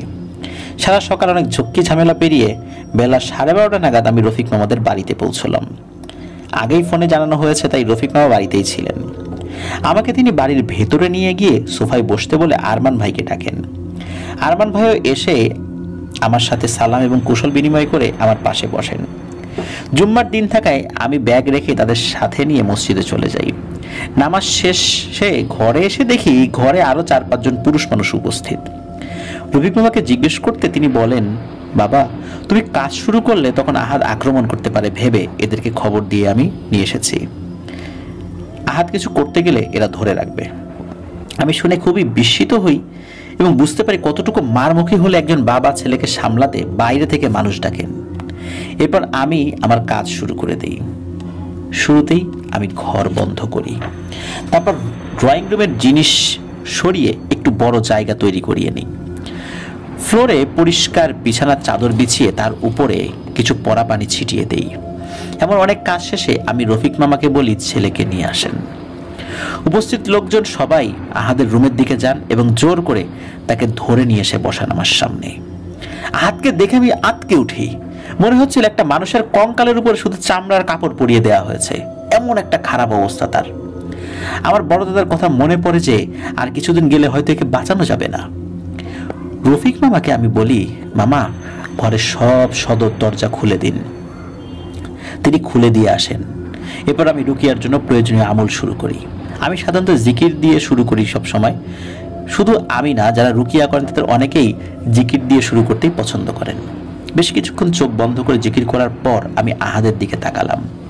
আমি দেখি সে লাল টকটকে চোখে প্রবল আক্রোশে সরাসরি আমার দিকে তাকিয়ে আছে। আমি পাত্তা না দিয়ে সূরা ফাতিহা দিয়ে শুরু করলাম। এরপরে পবিত্র কোরআন শরীফ খুলে পড়া শুরু করতে যাব, তখন আহাদ প্রথম কথা বলে ওঠে। সে বলে, যা পড়ার পড়ে রাখ, আজকে, কাল থেকে আর পড়া হবে না তোর, আজকেই তোর জীবনের শেষ পড়া। আমি তার কথার কোনো উত্তরই দেইনি, কারণ আমি জানি পবিত্র কোরআন পড়তে গেলে এই দুষ্টু জিনেরা এমন কিছু কথা বলে যাতে মনোযোগ নষ্ট হয়, এবং এই মনোযোগ নষ্ট হলে আত্মবিশ্বাসটাও নষ্ট হয়ে যায়, আর দোয়া পড়তে এবং রুকিয়া করতে অসুবিধা হয়। এটা জিনদের অনেক পুরনো কূটকৌশল। 10 থেকে 15 মিনিট পবিত্র কোরআন পড়তে না পড়তেই আহাদের ভেতরে থাকা পিশাচটি ক্ষেপে উঠল। আমাকে যা ইচ্ছা তাই বলে গালিগালাজ শুরু করলো, অভিশাপ দিতে শুরু করলো, আমার পরিবারকে নিয়ে খারাপ কথা বলতে শুরু করলো। আমি পাত্তা দেইনি, কারণ আমি বুঝেছি কাজ শুরু হয়েছে। আলহামদুলিল্লাহ, আল্লাহর রহমত প্রবেশ করছে এই ঘরে। আমি তিলাওয়াত করতে থাকলাম। প্রায় 35 থেকে 40 মিনিট তিলাওয়াত করার পরে প্রথম আহাদের ভেতরে থাকা পিশাচটি আমাকে থামার জন্য অনুরোধ করলো। এ যাবৎকাল পর্যন্ত যতবার রুকিয়া করার চেষ্টা করা হয়েছে, কখনোই ওই জিনিসটি থামার জন্য অনুরোধ করেনি। এবারই প্রথম সে অনুরোধ করলো, কিন্তু আমি থামিনি। আরো কিছুক্ষণ পড়ার পর সে কেঁদে উঠল আর আমাকে বলল, আর পড়িস না, আমার শরীর পুড়ে যাচ্ছে, আর পড়িস না। আমি না থেমে পড়তে লাগলাম। আরো প্রায় 20 মিনিট পড়ার পরে আহাদ চিৎকার দিয়ে মাটিতে পড়ে অজ্ঞান হয়ে যায়। রফিক মামা আমাকে জিজ্ঞেস করলেন, বাবা, কিছু করতে পারছো? শয়তানটা কি গেছে? আমি রফিক মামাকে বলি, না মামা, এখনো যায়নি, একটু সময় লাগবে। এখন আমি তাকে পবিত্র কোরআনের মাধ্যমে বুঝিয়ে দিলাম যে কোনো শয়তানি ক্ষমতা আল্লাহ সুবহানাহু ওয়া তাআলার রহমতের সামনে কিছুই নয়। এখনো সে যায়নি বটে, তবে আহাদের শরীর থেকে দূরে আছে। আহাদ জ্ঞান ফিরলে আপনারা তাকে ভালো করে খাওয়া দাওয়া করান। এই পিশাচের সাথে লড়তে তার শরীরেরও শক্তির দরকার আছে। এতটুকু বলে আমি একটু ওয়াশরুমে গেলাম চোখে মুখে পানি দিয়ে আসতে। ফিরে এসে দেখি আহাদের জ্ঞান ফিরেছে এবং সে একটু অবাক হয়ে এদিক ওদিক সবার দিকে তাকাচ্ছে। আমি তার কাছে এসে পাশে বসে জিজ্ঞেস করলাম তার কেমন লাগছে। আহাদ বলল, আপনি কে হুজুর? আপনার নামটা একটু বলবেন? আপনাকে তো আমি চিনি, কিন্তু নাম জানি না। আমি তার কথা শুনে অবাক হয়ে যাই, কারণ এর আগে আমি কোনোদিনই এখানে আসিনি, আর তার সাথে কখনো দেখা হয়েছে বলেও আমার মনে পড়ে না। আমি নাম না বলে তাকে জিজ্ঞেস করলাম, ভাই, তুমি আমাকে কিভাবে চেনো? তোমার সাথে কি আমার আগে কখনো দেখা হয়েছে? তখন আহাদ উত্তর দেয়, জানি না হুজুর, কিন্তু আপনাকে দেখে মনে হচ্ছে আমি আপনাকে কোথাও দেখেছি। আমি আর এটা নিয়ে কথা বাড়ালাম না। তাকে বললাম, থাক, তোমার এখন আর এসব ভাবতে হবে না, চলো অজু করে আমার সাথে নামাজ পড়বে। অনেক কষ্ট করে সে উঠে দাঁড়ালো তার বড় ভাইয়ের সাহায্যে। রফিক মামা আর তার ছেলেদেরকে নিয়ে আমি তাদের ঘরে আসরের সালাত আদায় করছিলাম। তখন আর আল্লাহর রহমতে কোনো সমস্যা হয়নি। এশার নামাজ মসজিদে আদায় করে আমি তাদের বাড়ির আশেপাশে একটু ঘুরে দেখছিলাম। হঠাৎ পেছন থেকে সালাম শুনে আমি ফিরে তাকাই, দেখি হামজা ভাই আমার পেছনে দাঁড়িয়ে। আমি সালামের উত্তর দিয়ে বললাম, আমি রুকিয়া করার সময় আপনি কি আশেপাশে ছিলেন? তিনি বললেন, হুজুর, আমি তো আপনাকে আগেই বলেছি, আমাদের কেউ না কেউ সবসময় আপনার আশেপাশে থাকবে। আমার কাছে আপনার জন্য একটি বার্তা এসেছে আমাদের হুজুরের, মানে বড় দাদার কাছ থেকে। তিনি বলেছেন আজ রাত্রে আপনি যেন এই বাড়িতেই থাকেন এবং মধ্যরাতে আরেকবার আহাদের রুমেই রুকিয়া করেন। আমরা সবাই থাকবো তখন। মনে রাখবেন, এবার রুকিয়া করার সময় ছেলের ভাই বাদে কাউকে সাথে রাখতে পারবেন না। অবশ্যই আগে নিজেকে ভালোভাবে আল্লাহ তাআলার কালাম দ্বারা পবিত্র করে নেবেন। আমি সম্মতি জানালে হামজা ভাই চলে যান। খাওয়া দাওয়ার পরে আমার অনুরোধে সেদিন রাতে রফিক মামার সম্মতি নিয়ে আরমানের ঘরে রুকিয়া সেশন হওয়ার ব্যবস্থা করা হলো। আগেই ঘরের সবাইকে জানিয়ে দিয়েছি আরমান ভাই ছাড়া ওই সময়ে আমার সাথে কেউ থাকতে পারবেন না। সেভাবেই সবকিছু ঠিকঠাক ব্যবস্থা করা হলো। আহাদকে রাতের খাবার খাইয়ে আরমান ভাইয়ের রুমে ঘুম পাড়িয়ে দেওয়া হলো। আমি অপেক্ষা করছিলাম সঠিক সময়ের। এমন সময় আরমান ভাই আমতা করে আমার পাশে এসে বললেন, হুজুর, আপনাকে একটা কথা বলার ছিল। আমি তাকে জিজ্ঞেস করলাম, কি বিষয়ে? তিনি বললেন, হুজুর, আহাদের এইসব সমস্যা শুরু হওয়ার বেশ কিছুদিন পরে আমি একটি জিনিস খেয়াল করেছি। আহাদের ঘাড়ের পেছনে কিছুদিন যাবৎ কেমন যেন একটা দাগ পড়েছে। একটা একটা দিন যাচ্ছে আর আস্তে আস্তে সেটা যেমন গাঢ় হয়ে ফুটে উঠেছে। আপনি একটু দেখলে ভালো হয়। আপনার সাথে দেখা করতে গিয়েছিলাম তখন বলতাম, কিন্তু ভরসা পাইনি। আমি বললাম, আচ্ছা আমি দেখব, আপনি যান, অজু করে আসেন, আমাদের প্রায় সময় হয়ে যাচ্ছে। এ কথা বলার পর আরমান ভাই উঠে অজু করতে চলে যান। ঠিক তখনই প্রায় সাথে সাথে সারা ঘরে বিশ্রী পচা গন্ধে ভরে যায়। সাথে সাথে আমি আয়াতুল কুরসি পাঠ করতে করতে চেয়ার থেকে উঠে দাঁড়াই এবং রুমের সেই বৈদ্যুতিক আলোতেই দেখতে পাই আহাদ খাটে ঘুমাচ্ছিল, তার চারপাশে নিচে বেশ কয়েকটি বিশাল মাকড়সা খাটের চারপাশে ঘুরছে এবং মুখ দিয়ে সাদা সাদা এক জাতীয় তরল মুখ থেকে বের করে খাটের আশেপাশে মেখে দিচ্ছে। আমি এই দেখে একটু সামনে এগোতে যাব, এমন সময় আমার ঘাড়ের পেছন দিকে চেপে ধরে কেউ, যেন আমাকে প্রায় এক হাত শূন্যে তুলে ফেললো, আর কেমন জানি পেছন থেকে হিংস্র জানোয়ারের মতো আওয়াজ করছিল। হয়তো ওই অবস্থায় 10 থেকে 15 সেকেন্ড ছিলাম। হঠাৎ তখন রুমের দরজা খোলার আওয়াজ পাই এবং সাথে সাথে সেই সত্তাটি আমাকে ছেড়ে দেয়।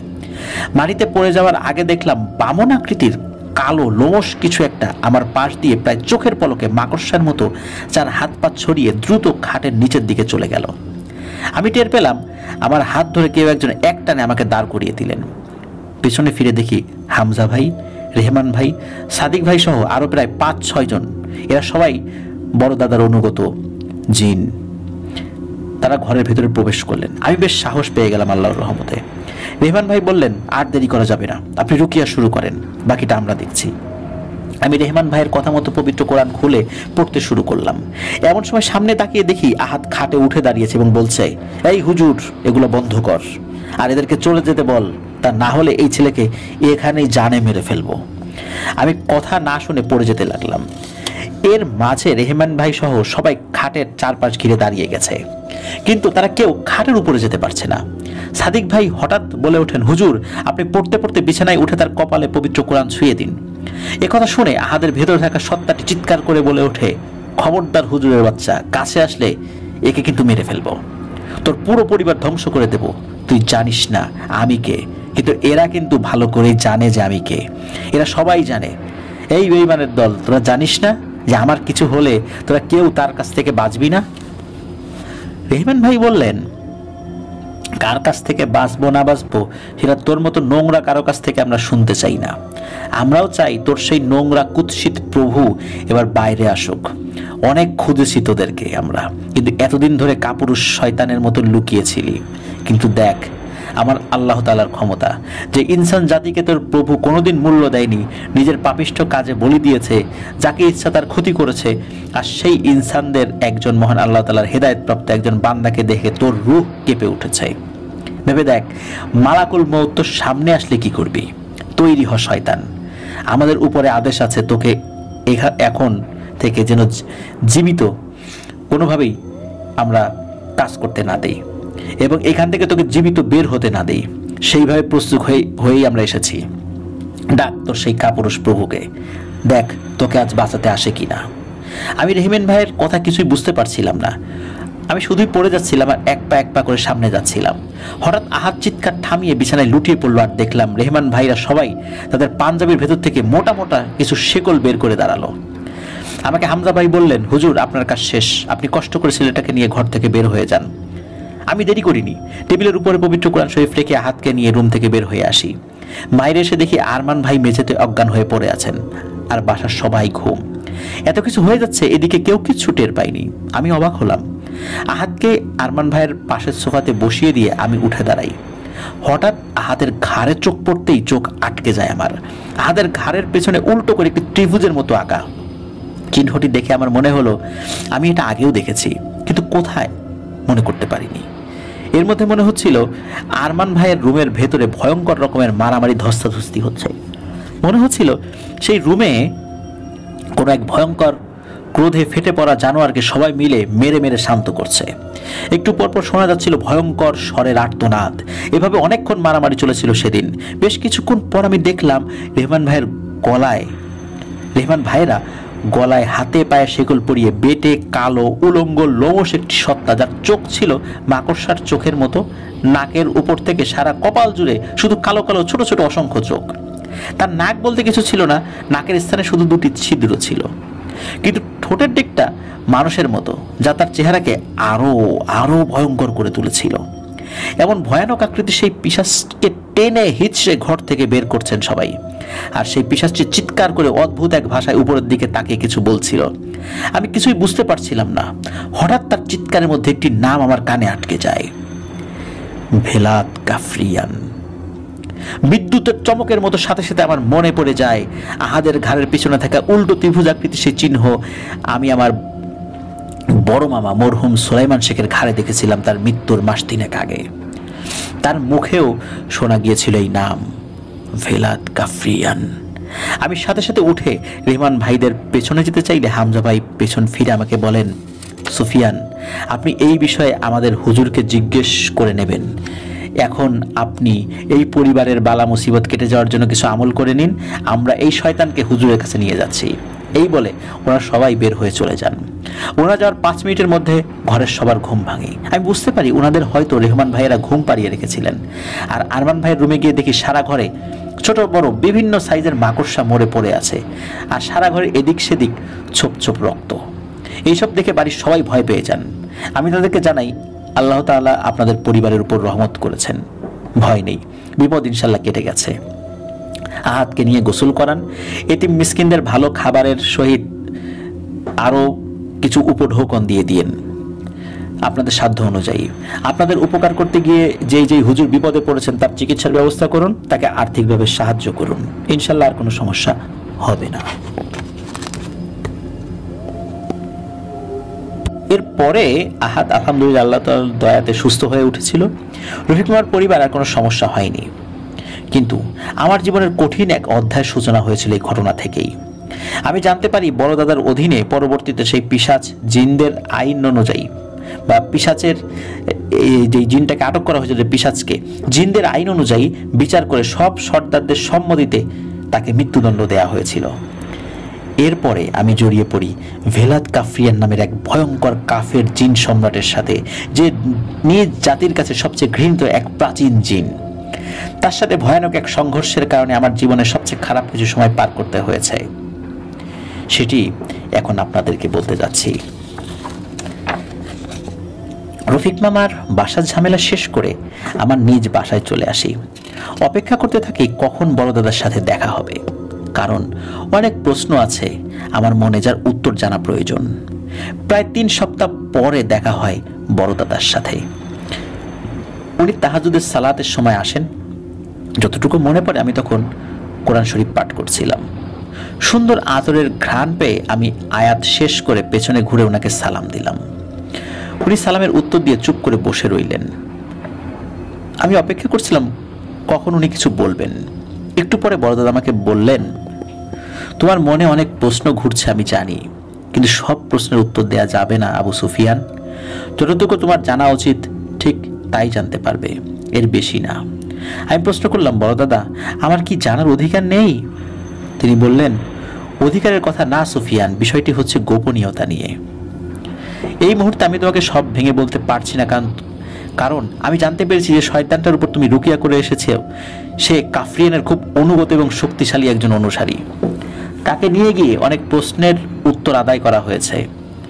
আহাদের কাজের মাধ্যমেও তুমিও আমাদের মতো কাফরিয়ানের সাথে এক যুদ্ধে নেমে পড়েছ।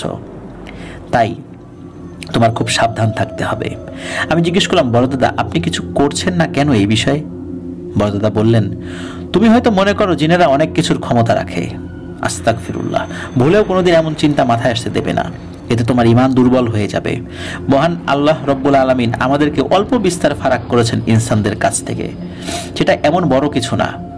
কিন্তু কিছু ইনসান আছে যারা জিনদেরকে সেই ফারাকটাকে অনেক বড় কিছু মনে করে, এবং নির্দিষ্ট কিছু শয়তান সেই মনে করার সুযোগ নিয়ে খারাপ হারাম কাজে লিপ্ত হয় এবং নির্দিষ্ট পাপিষ্ঠ বিপথে পরিচালিত কিছু মানুষের আনুগত্য গ্রহণ করে, নিজেদের শয়তানি কার্যক্রম দিনে দিনে বাড়াতে থাকে। এমনই এক শয়তানের নাম ভেলাত কাফরিয়ান, যে নামের সাথে তুমি ভিন্ন ভিন্ন দুটি সময় পরিচিত হয়েছ, যার সম্পর্কে জানতে তুমি অনেকদিন অপেক্ষা করেছো। হ্যাঁ, তোমার মামার মুখে শোনা সেই নাম এবং আহাদের সাথে থাকা পিশাচের মুখে শোনা সেই নাম একই জিনের। সে একজন কাফির, পথভ্রষ্ট, অত্যাচারী, ক্ষতিকারক এক জিন। শুধু ইনসান জাতির ক্ষতি করেছে এমন না, সে আমাদের জাতির অনেক মুসলিম জিনকে নির্মমভাবে হত্যা করেছে। খুবই ভয়ানক নিষ্ঠুরভাবে হত্যা করা হয়েছে অসংখ্য নিরপরাধ জিনকে। শুধু মুসলিম জিনকে হত্যা করে সে ক্ষান্ত হয়নি, অন্য ধর্মেরও বিভিন্ন জিনদেরকে সে নিষ্ঠুরভাবে নির্মমভাবে হত্যা করেছে। শুধু আমি না, আমার সাথে অনেক সর্দার এবং তার জাতির জিনেরা এই শয়তানকে অনেক দিন ধরে খুঁজে চলেছে। অবশেষে তোমার উসিলায় আমরা তার খোঁজ পেয়েছি, আলহামদুলিল্লাহ। আরও কিছু খোঁজ খবর লাগবে আমার, এরপরে আমি রব্বুল আলামিনের দয়ায় এর বিরুদ্ধে ব্যবস্থা নেব। তোমাকে আমি জানাবো কখন কিভাবে কি করতে হবে। ধৈর্য হারিয়ে ফেলো না, দয়া ভিক্ষা চাও মহান আল্লাহ রব্বুল আলামিনের কাছে, তিনি যেন আমাদের সকলকে তার রহমতের ছায়ায় ঢেকে দেন, আমিন। আজ আমি আসি, অপেক্ষায় থাকো।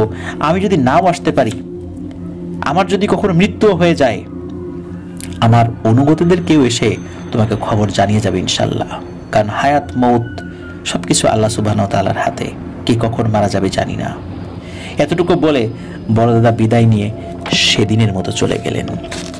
আমি আগের মতোই অন্ধকারে পড়ে রইলাম, কারণ হালকা পরিচয় পেয়েছি সেই শয়তানের, এটা ঠিক, কিন্তু আমার করণীয় সম্পর্কে কোনো ধারণাই দেওয়া হয়নি আমাকে। এরপরে বেশ কিছুদিন কেটে যায়, আমি আমার নিত্যদিনের কাজকর্মে ব্যস্ত হয়ে যাই। এমনই এক হাটবারের দিন বাজার থেকে সদাই কিনে বাড়ি ফিরছিলাম। সময়টা মাগরিবের পরে, কিন্তু এশার একটু আগে। বৃষ্টিবাদলার দিন ছিল সেদিন, রাস্তায় কাদায় মাখামাখি। এর মাঝেই হেঁটে হেঁটে বাড়ি ফিরছিলাম। হঠাৎ বাড়ির কাছাকাছি এসে আমার মন কেমন যেন একটু সতর্ক করে দিল আমাকে। আমি আয়াতুল কুরসি পড়তে শুরু করলাম, আশেপাশে সতর্ক নজর রেখে এগোচ্ছিলাম। আর একটু এগোতেই আমার বাড়ির সীমানার বাইরে একটি জামরুল গাছের পেছনে চোখ পড়তে আমি দাঁড়িয়ে যাই। আনুমানিক 8 থেকে 9 ফুট উচ্চতার একটি কালো আলখেল্লা পরিহিত অবয়ব গাছের পেছনে আড়াল নিয়ে দাঁড়িয়ে আছে। আমি যেখানে ছিলাম সেখান থেকে তার উদ্দেশ্যে সালাম দিলাম, কিন্তু সেই অবয়বটি সালামের উত্তর না দিয়ে আমার দিকে একটি পুটলি জাতীয় কিছু ছুঁড়ে মারে। আমি একটু পিছিয়ে এসে তার উদ্দেশ্যে বলি, কে পাঠিয়েছে আপনাকে? এর মধ্যে কি আছে? সে উত্তর দিল, তোর জন্য উপহার পাঠিয়েছে, সামনে আরো পাবি। এটা বলে অবয়বটি গাছের সম্পূর্ণ আড়াল নিয়ে কোথায় যেন চলে গেল চোখের পলকে। আমি সেই জিনিসটি হাতে স্পর্শ না করে সেটা রেখে দ্রুত বাড়িতে গিয়ে বাজারের ব্যাগ রেখে একটা বস্তা নিয়ে ফিরে আসি। সেই জিনিসটি বস্তায় পুরে এশার সালাতের উদ্দেশ্যে মসজিদের পথে যাত্রা শুরু করি। মসজিদে পৌঁছে দরজার বাইরে বস্তাটি রেখে আমি এশার জামাত শেষ করি। সালাত শেষে বসে একটু জিকির করছিলাম, তখন আমাদের মসজিদের মুয়াজ্জিন সাহেব এসে আমাকে বললেন, হুজুর বারান্দায় ওই বস্তায় কি নিয়ে আসছেন?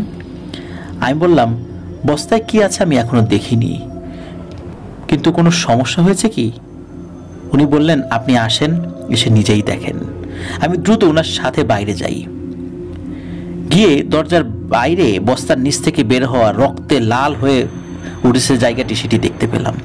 সাথে সাথে আমি উঠে মসজিদের ওযুখানায় গিয়ে বালতি ভরে পানি এনে বস্তাটি সহ মুয়াজ্জিন সাহেবকে নিয়ে মসজিদ থেকে আরেকটু দূরে চলে যাই। সাথে একটা লাইট নেই। এরপরে বালতির পানিতে দোয়া কালাম পরে ফু দিয়ে সেই পুটলিটা পানিতে ডুবিয়ে দেই। আমার মন বলছিল ভেতরে যাই আছে সেটা ভালো না। পানিতে ডুবিয়ে রাখা অবস্থা আমি সেটা খুলে ফেলি, আর যেটা বের হয় সেটা দেখে আমি এবং মুয়াজ্জিন সাহেব দুজনই বেশ অবাক এবং ভয় পাই।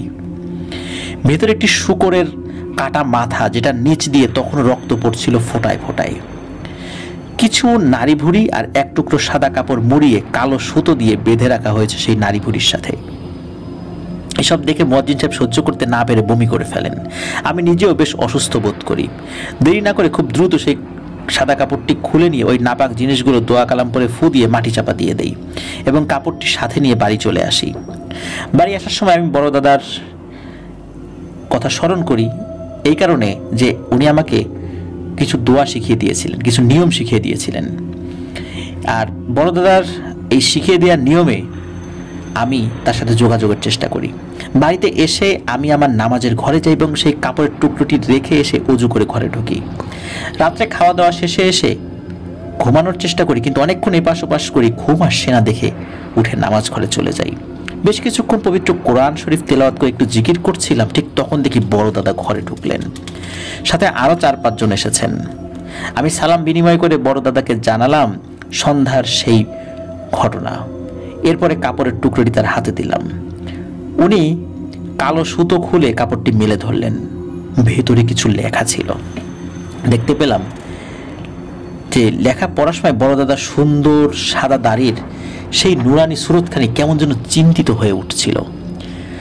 লেখাটা পড়া শেষ করে তিনি কাপড়খানি রেহমান ভাইয়ের হাতে দিয়ে বললেন, রেহমান, এই লেখা নিয়ে যাও, সব সর্দারদের দেখাও, তাদেরকে বলো তৈরি হতে, কিন্তু আমার আদেশ ছাড়া কেউ যেন আগে থেকে কোনো আক্রমণ না করে।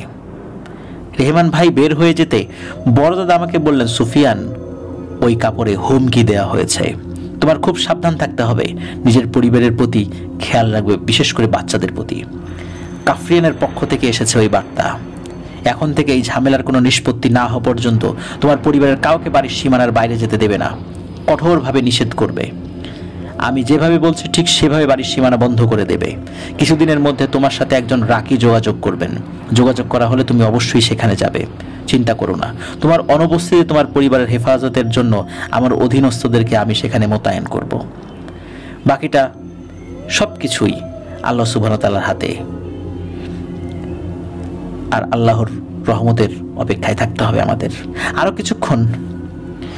কিছুক্ষণের জন্য আমার অধীনস্থদেরকে এখানে রেখে দিচ্ছি, সবাই তোমার সাথে কথা বলবে। তো সকলের সাথে একে একে কথা হলো, বেশ অনেক বিষয় নিয়ে আলোচনা করা হলো সেদিন। এরপর বড় দাদা আমার সাথে সালাত আদায় করে সবাইকে নিয়ে চলে গেলেন। ঘুম আর হলো না আমার সেদিন। সকালে ফজরের সালাত আদায় করে বড় দাদা শেখানোর পদ্ধতিতে সারা বাড়ি বন্ধ করে দিলাম।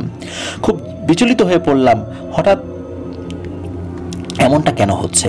আগেও তো অনেক সমস্যার সমাধান চেষ্টা করেছি, আল্লাহর রহমতে সমাধান হয়েওছে, সব যে পেরেছি তা না, কিন্তু এমন অবস্থায় তো পড়িনি কখনো।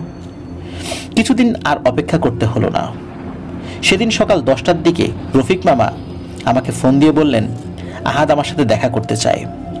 আমি রফিক মামাকে জানালাম, মামা, এই মুহূর্তে আমি বাড়ি থেকে বের হতে পারছি না, আপনি বরং আহাদকে পাঠিয়ে দিন আমার বাড়িতে। রফিক মামা না করেননি। ঠিকই সেদিন বিকালে আহাদ একজন হুজুরকে সাথে নিয়ে আমার বাড়িতে আসলেন।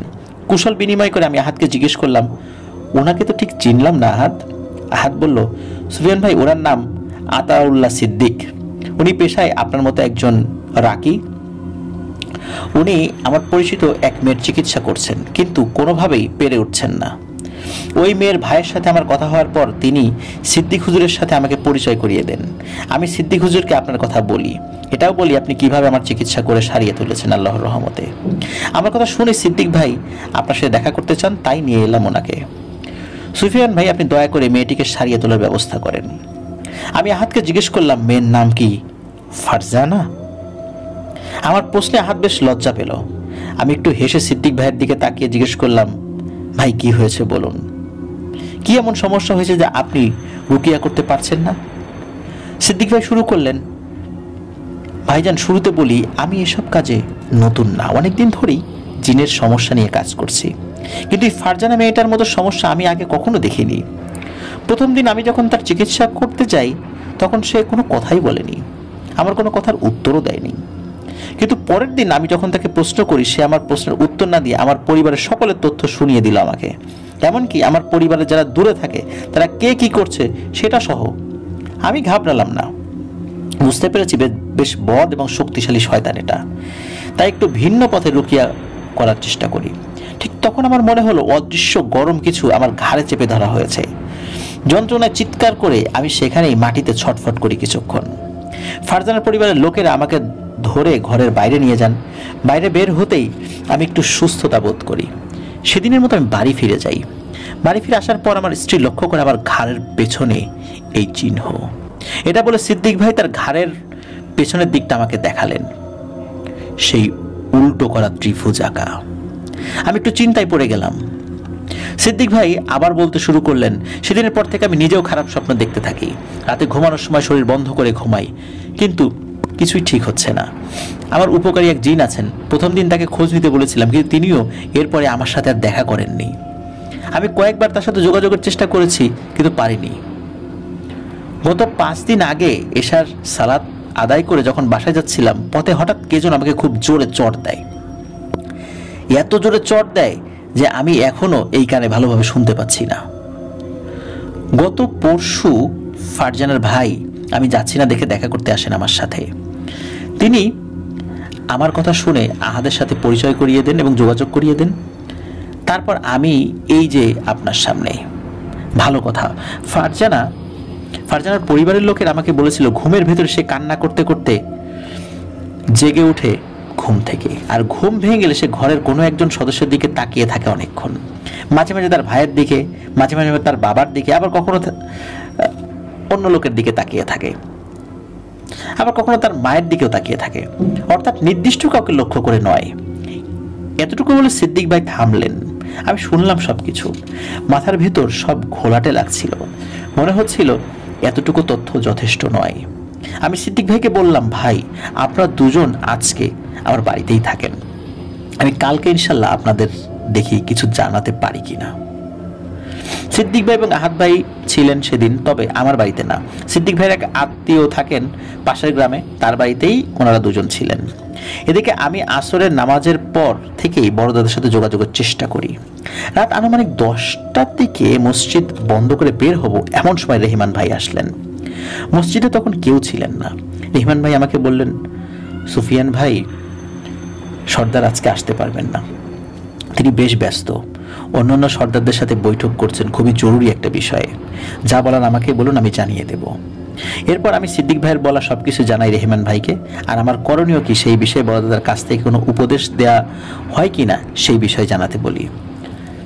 রেহমান ভাই সব শুনে চলে গেলেন। খবর নিয়ে তিনি এলেন শেষ রাতে, ফজরের একটু আগে। আমি মসজিদের দিকে যাচ্ছিলাম, তখন রেহমান ভাইকে দেখলাম মসজিদের পাশে দাঁড়িয়ে আছেন। সালাম বিনিময় শেষে তিনি বললেন, সুফিয়ান ভাই, হুজুর আপনাকে সেই মেয়ের বাড়িতে যেতে বলেছেন, তারপর রুকিয়া করে জানার চেষ্টা করবেন যে তার উপর আসর করা শয়তানের নাম। বিষয়টি কিন্তু মোটেও সহজ হবে না, তাই প্রয়োজন হলে এই পানি ব্যবহার করবেন। এটি জমজম কূপের পানি, এবং এই পানি হুজুর একজন আলেম ইনসান বন্ধু পড়ে দিয়েছেন। আর সিদ্দিক ভাইয়ের সেই জিনকে, যার নাম ইয়াসিন, জানিয়ে দিন ইয়াসিনকে শহীদ করা হয়েছে। সে আর কখনোই তার কাছে আসবে না, তার ডাকে সাড়া দেবে না। ওই ইয়াসিন যখন তথ্য সংগ্রহ করতে গিয়েছিল, ওই কাফরিয়ানের অনুগত দুষ্টু পিশাচ শ্রেণীর জিনরা তাকে কয়েদ করে ফেলে, আর তাকে নিষ্ঠুরভাবে কষ্ট দিয়ে দিয়ে হত্যা করেছে। কাফরিয়ানের অনুসারীরা এভাবেই অনেককেই হত্যা করেছে। বিষয়টি তাকে জানিয়ে দেবেন। এই বলে একটি কাচের বোতল রেহমান ভাই আমার হাতে দেন। তারপর বিদায় নিয়ে যাওয়ার আগে বললেন, চিন্তা করবেন না ভাই, আপনার পরিবারের হেফাজতের জন্য অনেক জিনকে দায়িত্ব দেওয়া হয়েছে। আপনার অনুপস্থিতি তারা সবাই থাকবে আপনার বাড়ির আশেপাশে। আপনি সাবধানে যাবেন, আর মনে রাখবেন আপনি একা নন। মহান আল্লাহ সুবহানাহু ওয়া তাআলার দয়ায় আমরা সবাই আপনার সাথে আছি, ইনশাআল্লাহ থাকবো শেষ পর্যন্ত, শেষ নিঃশ্বাস পর্যন্ত। আপনি সেখানে পৌঁছেই আমাদের অনেককেই পাবেন ইনশাআল্লাহ। যখনই দরকার হবে ডাকবেন, আমরা চলে আসব। রাব্বি কারিম আপনার হেফাজত করুন। এই বলে রেহমান ভাই চলে গেলেন। আমার খুব খারাপ লাগছিল সেই ইয়াসিন নামক জিনটার কথা স্মরণ করে, যে মানুষের উপকার করার জন্য একটা তথ্য সংগ্রহ করতে গিয়ে কয়েদ হয়ে গিয়ে সেই কাফরিয়ানের অনুগত জিনদের হাতে শহীদ হলেন। কি বলবো সিদ্দিক ভাইকে গিয়ে বুঝে উঠতে পারছিলাম না। আমি মসজিদে গিয়ে সালাত আদায় করে মুয়াজ্জিন সাহেবকে দায়িত্ব বুঝিয়ে দিলাম। সকালে আহাদ এবং সিদ্দিক ভাই আসলে তাদেরকে জানালাম সব কথা। জিনের এই কথা শুনে সিদ্দিক ভাই কি বলবেন বুঝতে পারছিলেন না।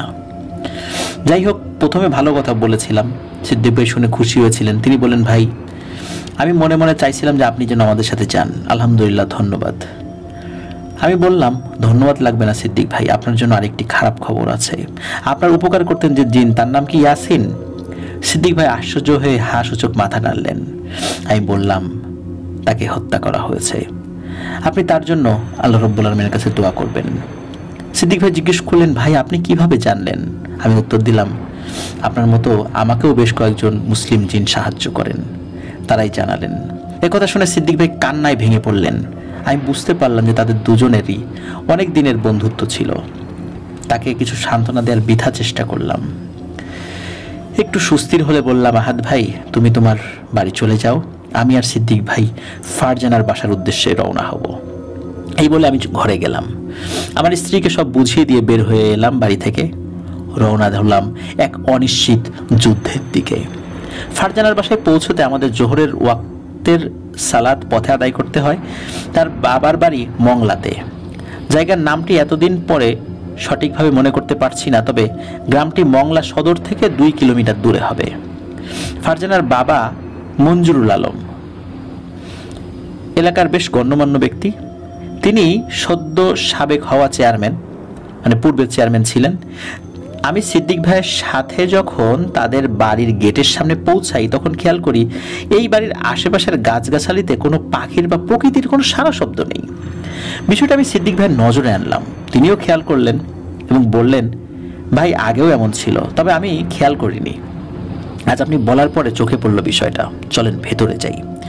আমরা বাড়ির ভেতরে ঢুকবো তখন গেটের কাছ থেকে ভেতরে চিৎকার চেঁচামেচি শব্দ শুনতে পাই। গেট দিয়ে ভেতরে গিয়ে আমি উঠোনে দাঁড়াই। সিদ্দিক ভাই ভেতরে গিয়ে ফারজানার ভাই ও বাবাকে নিয়ে আসেন। আমরা একে অপরের সাথে সালাম বিনিময় করলাম।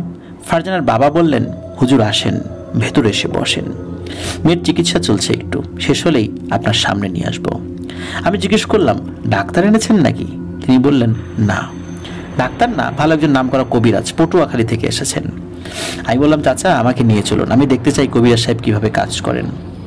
মঞ্জু চাচা একটু ইতস্তত করলো, নিয়ে গেলেন আমাকে। ভেতরে গিয়ে অবস্থা দেখে আমার মাথায় রক্ত উঠে গেল। কবিরাজের সামনে ফারজানাকে কবিরাজের একজন ছেলে অ্যাসিস্ট্যান্ট চেপে ধরে রেখেছে, আর কবিরাজ শুকনো মরিচ বা এই জাতীয় কিছু মেয়েটার নাকে চেপে ধরেছে। কষ্ট পাচ্ছিল মেয়েটা। এসব দেখে আমি আর মেজাজ ঠিক রাখতে পারলাম না।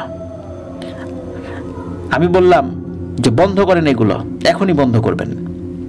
ফারজানার বাবার দিকে তাকিয়ে জিজ্ঞেস করলাম, চাচা আপনি পূর্ণবয়স্ক মেয়েটাকে এমন পর্দাহীনভাবে দুজন পুরুষ মানুষের কাছে চিকিৎসা করতে দিচ্ছেন? এমন চিকিৎসার থেকে তো মারা যাওয়া উত্তম। ভয় করেন না কেন আপনারা? এর জবাব তো দিতে হবে বাবা হিসাবে আল্লাহ তাআলার কাছে। এগুলো বন্ধ করেন চাচা। একটা সমস্যা সমাধান করতে গিয়ে আরো পাপ করবেন না দয়া করে। মঞ্জু চাচা একটু ইতস্তত করছিলেন দেখে আমি আবার বললাম, আপনারা যদি এসব বুজরুকি বন্ধ না করেন তাহলে আমি এক্ষুনি এখান থেকে চলে যাব। আর যদি চলে যেতে হয় এসব পাপ কাজের কারণে, তাহলে আর আপনি আমাকে পাবেন না বলে দিলাম। মঞ্জু চাচা এবার তার ইতস্তত ভাব কাটিয়ে দাঁড়িয়ে থাকা একজন মহিলাকে বললেন ফারজানাকে ভেতরে নিয়ে যেতে, আর কবিরাজকে টাকা পয়সা দিয়ে বিদায় করে দিলেন। এরপর আমি মঞ্জু চাচাকে বললাম, আজ এশার সালাতের পর পর্দার সহিত ফারজানাকে আমার সাথে নিয়ে আসবেন। তার উপরে মহান আল্লাহ তাআলার কালামের মাধ্যমে রুকিয়া শুরু করবো ইনশাল্লাহ। ঘরের সবাই সালাত আদায় করবেন নিয়মিত। আর আপনাদের পরিবারে ইদানিং এর মাঝে কি কেউ অসুস্থ হয়ে পড়েছে নাকি? তিনি বললেন, জি হুজুর, আমার ছোট ভাই অসুস্থ, সে ঘুম খাওয়া দাওয়া ছেড়ে দিয়েছে প্রায়। তার সাথে দেখা করতে চাইলে পাশের একটি বাড়িতে আমাকে নিয়ে যাওয়া হয়। বারান্দায় একটি বিছানায় একজন মধ্যবয়সী লোক শুয়ে আছেন। আমি তার পাশে বসে সালাম দিয়ে জিজ্ঞেস করলাম, চাচা আপনার কি হয়েছে, আমাকে বলবেন একটু? উনি আমার দিকে অল্প কিছু সময় তাকিয়ে থেকে বললেন, হুজুর আমি বললেও আপনি বিশ্বাস করবেন না, তাই বলতে চাচ্ছি না।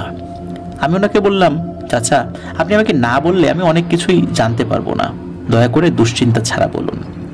এরপরে তিনি শোনালেন এক ভয়ঙ্কর ঘটনা, যার সারসংক্ষেপ বলছি।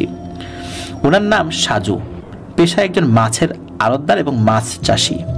প্রায় সময় বেচাকেনা শেষ করে একসাথে তার যে ঘেরগুলো রয়েছে সেই ঘেরগুলো ঘুরে বাড়ি আসতে হয়, তাই তার দেরি হয়। বেশ কিছুদিন আগে এমন রাত করে বাড়ি ফিরছিলেন। তাদের গেটের ভেতরে ঢোকার পর উনি মঞ্জু চাচাদের বাড়ির টিনের চালের উপর চোখ পড়তে দেখতে পান কালো আলখেল্লা পরিহিত 10 থেকে 12টি অবয়ব হাঁটু মুড়ে উপর হয়ে বসে দুলছে। প্রথমে তিনি ভাবলেন চোট্টর হবে, তাই হাতে থাকা টর্চ লাইটের আলো ফেলেন চালের উপরে। আলো ফেলেই তিনি ভয়ে চমকে ওঠেন। তিনি দেখেন আলখেল্লার ভেতরে মুখের স্থানে যতটুকু দেখা যাচ্ছে সেখানে মাংসের দলা ছাড়া আর কিছুই নেই। ভয়ে তিনি পিছিয়ে আসেন, আর ঠিক তখনই দেখলেন ওই কালো অবয়বগুলো মাছ থেকে একটি অবয়ব উঠে দাঁড়ায় এবং সেখান থেকে লাফ দিয়ে শূন্যে উঠে মিলিয়ে যায়। উনি ভয়ে চিৎকার করতে যাবেন, ঠিক তখনই ওনার ঘাড়ের পেছনে প্রচন্ড যন্ত্রণা শুরু হয়, মনে হয় ওই জায়গাটি পুড়িয়ে দিয়েছে। এরপরে উনি চিৎকার দিয়ে উঠলে বাড়ির সবাই বের হয়ে এসে ধরাধরি করে ওনাকে ওনাদের ঘরে নিয়ে যান। প্রচন্ড ব্যথায় তিনি ঘুমিয়ে পড়েন। সেদিন থেকে একটি স্বপ্ন প্রতিদিনই দেখছেন। তিনি ঘুমালেই দেখতে পান তার পরিবারের কেউ একজন মারা গেছে এবং ফারজানা সেই মৃতদেহর মাংস খুবলে খাচ্ছে। আর ফারজানার পেছন থেকে সেই কালো অবয়বগুলো দাঁড়িয়ে ঝুঁকে ঝুঁকে কিছু একটা বলছে। প্রতিবার ঘুমের সময় তিনি পরিবারের ভিন্ন ভিন্ন সদস্যকে মৃত অবস্থায় দেখতে পান আর ফারজানাকে দেখেন তার শরীরের মাংস ভক্ষণ করতে। এই স্বপ্নের ভয়ে তিনি ঘুমাতে পারছেন না, খেতে পারছেন না, এমন একটা অবস্থা চলছে। সবচেয়ে বড় কথা হলো, রাত হলেই তিনি তার টিনের চালের উপর হাঁটা চলার শব্দ শুনতে পান। মাঝে একদিন তার মাথার কাছের জানালার ওপাশ থেকে একটি শব্দ শুনতে পান। তার মতে অ্যাজমা রোগীদের শ্বাসটান উঠলে যেমন শব্দ হয় ঠিক তেমন শব্দ শুনে তিনি মাথা উঠিয়ে বাইরে তাকিয়ে দেখেন সেই কালো অবয়বটি দাঁড়িয়ে আছে। শব্দটি আসছে তার মুখের স্থানে যে মাংসপিণ্ড রয়েছে সেখান থেকে, আর সেই মাংসপিণ্ডটি নিঃশ্বাসের সাথে সাথে আমাদের বুক যেভাবে ওঠানামা করে ঠিক সেভাবে ওঠানামা করছে। এটা দেখে ভয় চিৎকার দিয়ে তিনি অজ্ঞান হয়ে যান। এরপরে বাড়ির লোকজন এসে ওনাকে পানি টানি দিয়ে জ্ঞান ফেরান। আমি খুব মনোযোগ দিয়ে ওনার কথা শুনলাম। তারপর ঘাড়ের পেছন দিকে পরীক্ষা করে দেখি সেই একই চিহ্ন, উল্টো করে ত্রিভুজ। বেশ বুঝতে পারছিলাম আমি পিশাচগুলোর মাঝখানে এসে পড়েছি। দেরি না করে বের হয়ে আসলাম সেই ঘর থেকে। রাতে মসজিদে এশার সালাত আদায় করে একটু নির্জনতার খোঁজে এদিক ওদিক হাঁটছিলাম আর বড় দাদা বা কারোর সাথে যোগাযোগ করার চেষ্টা করছিলাম। কিছু সময় পরে হামজা ভাই এলেন। সালাম বিনিময় শেষে আমি ওনাকে সব খুলে বললাম। উনি সব শুনে আমাকে বললেন, সুফিয়ান ভাই, আমরা জানি এমন কিছু হচ্ছে এবং কিছু করতে না পারলে সামনে আরো হবে। খুব তাড়াতাড়ি কিছু একটা করতে না পারলে ফারজানার ছোট চাচার মৃত্যুর মাধ্যমে শুরু হবে ওনাদের পরিবারে মৃত্যুর মিছিল। আপনি ফারজানার পাশাপাশি তার চাচার উপরে রুকিয়া পরিচালনা করেন। আপনি শুধু এই পিশাচটাকে আল্লাহ তাআলার কালামের মাধ্যমে বের করে আনেন, বাকিটা আমরা বুঝে নেব ওকে কি করতে হয়। আর ফারজানার রুকিয়া করতে আপনার সময় লাগবে, কিন্তু আপনি রুকিয়া বন্ধ করবেন না। ইনশাল্লাহ এর মাঝে আল্লাহ সুবহানাহু ওয়া তাআলার সাহায্য ইনশাল্লাহ অবশ্যই আসবে।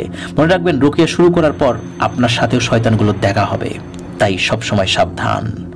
কথাগুলো বলে হামজা ভাই চলে গেলেন। আমি ফিরে আসলাম ফারজানার বাড়িতে। এসে দেখি বাড়ির বারান্দার ঘরে ফারজানাকে পর্দার সাথে মেঝেতে পাটি বিছিয়ে বসিয়ে রাখা হয়েছে। হাতে তার খালা বসেছেন, অদূরে তার বাবা, ভাই, মেজো চাচা বসে আছেন। আমি ফারজানার বিপরীতে বসে পড়লাম। ব্যাগ থেকে আমার সব সফরের সঙ্গী পবিত্র কোরআন শরীফ বের করে আনলাম আর বের করলাম বড় দাদার পাঠানো সেই পানি। তারপর ফারজানার উদ্দেশ্যে সালাম দিয়ে বললাম, বোন, কেমন আছো তুমি? কেমন লাগছে তোমার? কি হয়েছে তোমার? আমাকে বলো, আমি তোমাকে সাহায্য করতে এসেছি। ফারজানা স্বাভাবিকভাবে উত্তর দিল, আমি ভালো আছি, আমার কিছু হয়নি হুজুর, তবে আপনার কিছু হবে, নিশ্চিত থাকুন। কথা শুনে অবাক হইলাম, এত সাবলীলভাবে সুন্দরভাবে আমার কিছু হবে, আপনি নিশ্চিত থাকুন, এই কথাটা বলতে পারলো। মনে মনে যা বোঝার বুঝে নিলাম। আমি আর কিছু জিজ্ঞেস না করে রুকিয়া শুরু করলাম। কোরআন শরীফ পাঠ করার যখন শুরু করেছি, ফারজানার চেহারায় পরিবর্তন শুরু হলো। অল্প কিছুক্ষণ পরে সে ক্ষেপে উঠল। তার খালা, ফুফু, আরো কিছু মহিলা তাকে জোর করে বসিয়ে রাখার চেষ্টা করছেন, কারণ ফারজানা বারবার উঠে যেতে চাইছিল। বেশ কিছুক্ষণ কোরআন শরীফ পাঠ করার পরে দেখি ফারজানার শরীর নিস্তেজ হয়ে যায়। আমি তাকে ঘরে নিয়ে যেতে বলি। এরপরে মঞ্জু চাচাকে বলি, চাচা, আমাকে কিছুদিন সময় দিতে হবে, কারণ ওর উপর যে আসর করছে সে বেশ শক্তিশালী। মঞ্জু চাচা সম্মতি দিলেন। আমাকে তার বাড়িতে থাকতে বললে আমি মানা করে দিলাম। তাকে অনুরোধ করলাম তিনি যেন আমাকে কোনো একটি মসজিদে থাকার ব্যবস্থা করে দেন। এলাকার প্রভাবশালী মানুষ তিনি, তাই এই কাজটি খুব সহজে করে ফেলতে পারলেন, খুব বেশি সময়ও লাগলো না। এরপরে ওনার সাথে নিয়ে আমি ফারজানার ছোট চাচার ঘরে যাই। ওনাকে অজু করিয়ে আনতে বলি। অজু করে আসার পর ওনার উপর রুকিয়া পরিচালনা শুরু করি। বেশ কিছুক্ষণ কোরআন শরীফ তেলাওয়াত করার পর সবার সামনেই সেই সাজু চাচা হঠাৎ উপরের দিকে তাকিয়ে চোখ বড় বড় করে গলা দিয়ে বিদঘুটে ঘর ঘর শব্দ বের করতে থাকে। ঘরের সবাই এমন শব্দে ভয় পেয়ে যান। আমি কিন্তু তেলাওয়াত বন্ধ করলাম না, পড়তে থাকলাম। হঠাৎ দেখি ওনার মুখ দিয়ে কালো ধোঁয়ার মতো বের হচ্ছে, আর উনি সোজা হয়ে বসে থাকা অবস্থায় উপরের দিকে মুখ হা করে ছটফট করছেন। প্রায় 2 মিনিট সেই ধোঁয়া বেরুলো। এরপরে সাজু চাচা জ্ঞান হারান। সেই ধোঁয়ার কুণ্ডলি ঘরের চালের ফাঁকা দিয়ে মিলিয়ে গেল। সবাই ধরাধরি করে সাজু চাচাকে বিছানায় নিয়ে আসেন। অল্প একটু পরেই ওনার জ্ঞান আসে। জ্ঞান ফেরার পরে আমার সাথে আনা সেই পানি থেকে একটু খাইয়ে দিলাম ওনাকে, আর বললাম, চাচা আপনি এখন ঘুমান, ইনশাল্লাহ আজ রাতে আর আপনি খারাপ কিছু দেখবেন না। বাকিদের দিকে ফিরে বললাম, আপনারা সবাই ফজরের আজান দিলে মসজিদে চলে আসবেন, সবাই মিলে 5 ওয়াক্তের সালাত জামাতে আদায় করবেন। ঘরের কোনো পুরুষ মানুষ আজ থেকে ফজরের নামাজের সময় ঘুমিয়ে যেন না থাকে সেদিকে খেয়াল রাখবেন। আপনাদের পরিবারের উপর বেশ বড় মুসিবত এসেছে, সবাই মিলে রব্বুল আলামিনের কাছ থেকে এই মুসিবতের বিরুদ্ধে সাহায্য চান। ইনশাল্লাহ আমার আল্লাহ কাউকে খালি হাতে ফেরান না। আরও কিছু আমল বলে দিয়ে আমি বের হয়ে আসি। রাতের খাবার সাথে নিয়ে আমাকে মসজিদে এগিয়ে দিয়ে আসেন ফারজানার ভাই মিরাজ। পথে হাঁটতে হাঁটতে সে বলে, হুজুর আমার বোন ভালো হবে তো? খুব কষ্ট লাগে ও যখন পাগলামি শুরু করে, আমার আদরের বোন। আমি উত্তর দিলাম, মিরাজ ভাই, আমার আল্লাহ তার মুমিন বান্দাদের হেফাজতের দায়িত্ব নিজেই নেন, ভরসা রাখুন রব্বি কারিমের উপরে। চেষ্টা করুন এখন থেকে একজন মুমিন হওয়ার, ঘরের সকলকে রহমতের পথে আসতে বলুন, দেখবেন ইনশাল্লাহ সব ঠিক হয়ে যাবে। এমন টুকটাক কথা বলতে বলতে আমরা মসজিদে চলে আসি। আমি অজু করে মিরাজ ভাইয়ের শরীর বন্ধ করে দিয়ে বাড়িতে পাঠিয়ে দেই, কারণ আমার ভয় ছিল পথে তার উপর কোনো বিপদ আপদ না হয়। এরপর খাওয়া দাওয়া করে মসজিদের এক কোণে বিছানা পেতে শুয়ে পড়ি। সারাদিনের পরিশ্রমে খুব দ্রুত ঘুমিয়ে পড়ি। রাত কত হবে বলতে পারবো না, মসজিদের বাইরে থেকে কেমন যেন একটা জন্তুর হুঙ্কারের বিকট শব্দ আসছিল। শুনে আমার ঘুম ভেঙে যায়। সাথে সাথে উঠে বসে নিজের শরীর বন্ধ করে জানালার এক পাটি খুলে বাইরে তাকাই। আমি দেখি মসজিদের সীমানার বাইরে কালো আলখেল্লা পরিহিত প্রায় 50 কি 60টি অবয়ব, যাদের মুখে মুখ বলতে কিছু নাই, মাথার স্থানে শুধু একটা বিশাল মাংসপিণ্ড, চিৎকারের সাথে যেটি ওঠানামা করছে। এমন কতগুলো পিশাচ মসজিদের দিকে ফিরে সেই হুঙ্কার দিচ্ছে আর আস্তে আস্তে এগিয়ে আসছে মসজিদের দিকে। সত্যি আমি ভয় পেয়ে গিয়েছিলাম, অনেক ভয় পেয়েছিলাম। আমি জানালার কাছ থেকে সরে এসে চিৎকার দিয়ে আমার আল্লাহকে ডাকতে থাকি, সাহায্য চাইতে থাকি আমার রবের কাছে। ওরা এগোতে এগোতে মসজিদের সীমানার কাছাকাছি আসতেই হঠাৎ আমার পেছন থেকে একজন বলে ওঠে, ভয় নেই সুফিয়ান, তোমাকে তো আগেই জানানো হয়েছে, ইনশাল্লাহ আমরা তোমার সাথে শেষ পর্যন্ত আছি, এদিকে এসো, আমার পাশে এসে বসো, বাইরে তাকিও না। আমি পেছনে ফিরে দেখি বড় দাদা একদম সামনের কাতারে বসে আছেন। ওই মুহূর্তটায় আমার যে কেমন খুশি লেগেছে তা আমি বোঝাতে পারবো না। খুশিতে আমার চোখে পানি চলে আসে। আমি দৌড়ে গিয়ে বড় দাদার হাতে চুমু খাই। বড় দাদা আমার মাথায় হাত রেখে শান্ত করেন এবং বলেন, চিন্তা করো না সুফিয়ান, শিকার করার আগে শিকারকে তার শিকারের ক্ষমতা সম্পর্কে ভালোভাবে জানতে হয়, যে পারে না সে নিজেই শিকারে পরিণত হয়। বাইরের ওই শয়তানগুলো ঠিক তাই হয়েছে, চলো নিজেই দেখবে। এ কথা বলে আমার হাত ধরে টেনে নিয়ে নিজেও তিনি আমার সাথে জানালার পাশে এসে দাঁড়ালেন। দেখলাম পিশাচগুলো ততক্ষণে মসজিদের দরজার কাছে চলে এসেছে। আমাকে দাঁড় করে রেখে বড় দাদা মসজিদের দরজার দিকে গিয়ে খুলে দিয়ে দাঁড়ালেন সেখানে। ওনাকে দেখে পিশাচগুলো হঠাৎ হুঙ্কার এবং সামনে এগোনো বন্ধ করে দাঁড়িয়ে পড়ল। বড় দাদা শয়তানগুলোর উদ্দেশ্যে বললেন, হে কাফরিয়ানের অনুসারী শয়তানরা, কালিমা তো তোদের নসিবে নাই, মৃত্যুর আগে অন্তত তোদের নেতাকে জানিয়ে দে যে আমি তোদের হত্যা করতে যাচ্ছি, যা এখনই জানিয়ে দে, কারণ এখান থেকেও তোরা তোদের নেতাকে জানিয়ে দিতে পারবি। এই কথা শেষ হওয়ার সাথে সাথে আমি দেখলাম চারদিক থেকে হামজা ভাই, সাদিক ভাই সহ প্রায় 300-400 জিন পিশাচগুলোর উপর ঝাঁপিয়ে পড়ল। তাদের সবাই বিচিত্র সব অস্ত্র নিয়ে এসেছেন। এই ধরনের অস্ত্র কখনো দেখিনি আমি। কেউ কেউ সেই পিশাচদের হাতের উপর ঝাঁপিয়ে পড়েছে, কেউ পায়ের উপর, কেউ মুখের উপর। মোট কথা কোনো দয়া দেখানো হলো না তাদের উপরে। দীর্ঘ সময় মসজিদের সামনে তাণ্ডব চলল। বেঁচে থাকার তাগিদে পিশাচগুলো অনেকক্ষণ লড়েছে, কিন্তু সংখ্যা এবং শক্তিতে তারা টিকতে পারল না। 3 জন পিশাচ বাদে বাকি সবগুলোকে সেখানেই হত্যা করা হয়। ওই 3টির গলায় হাতে পায়ে শেকল পরিয়ে নিয়ে যাওয়া হয়। অন্য মৃত পিশাচগুলোর দেহও তারা নিয়ে যান।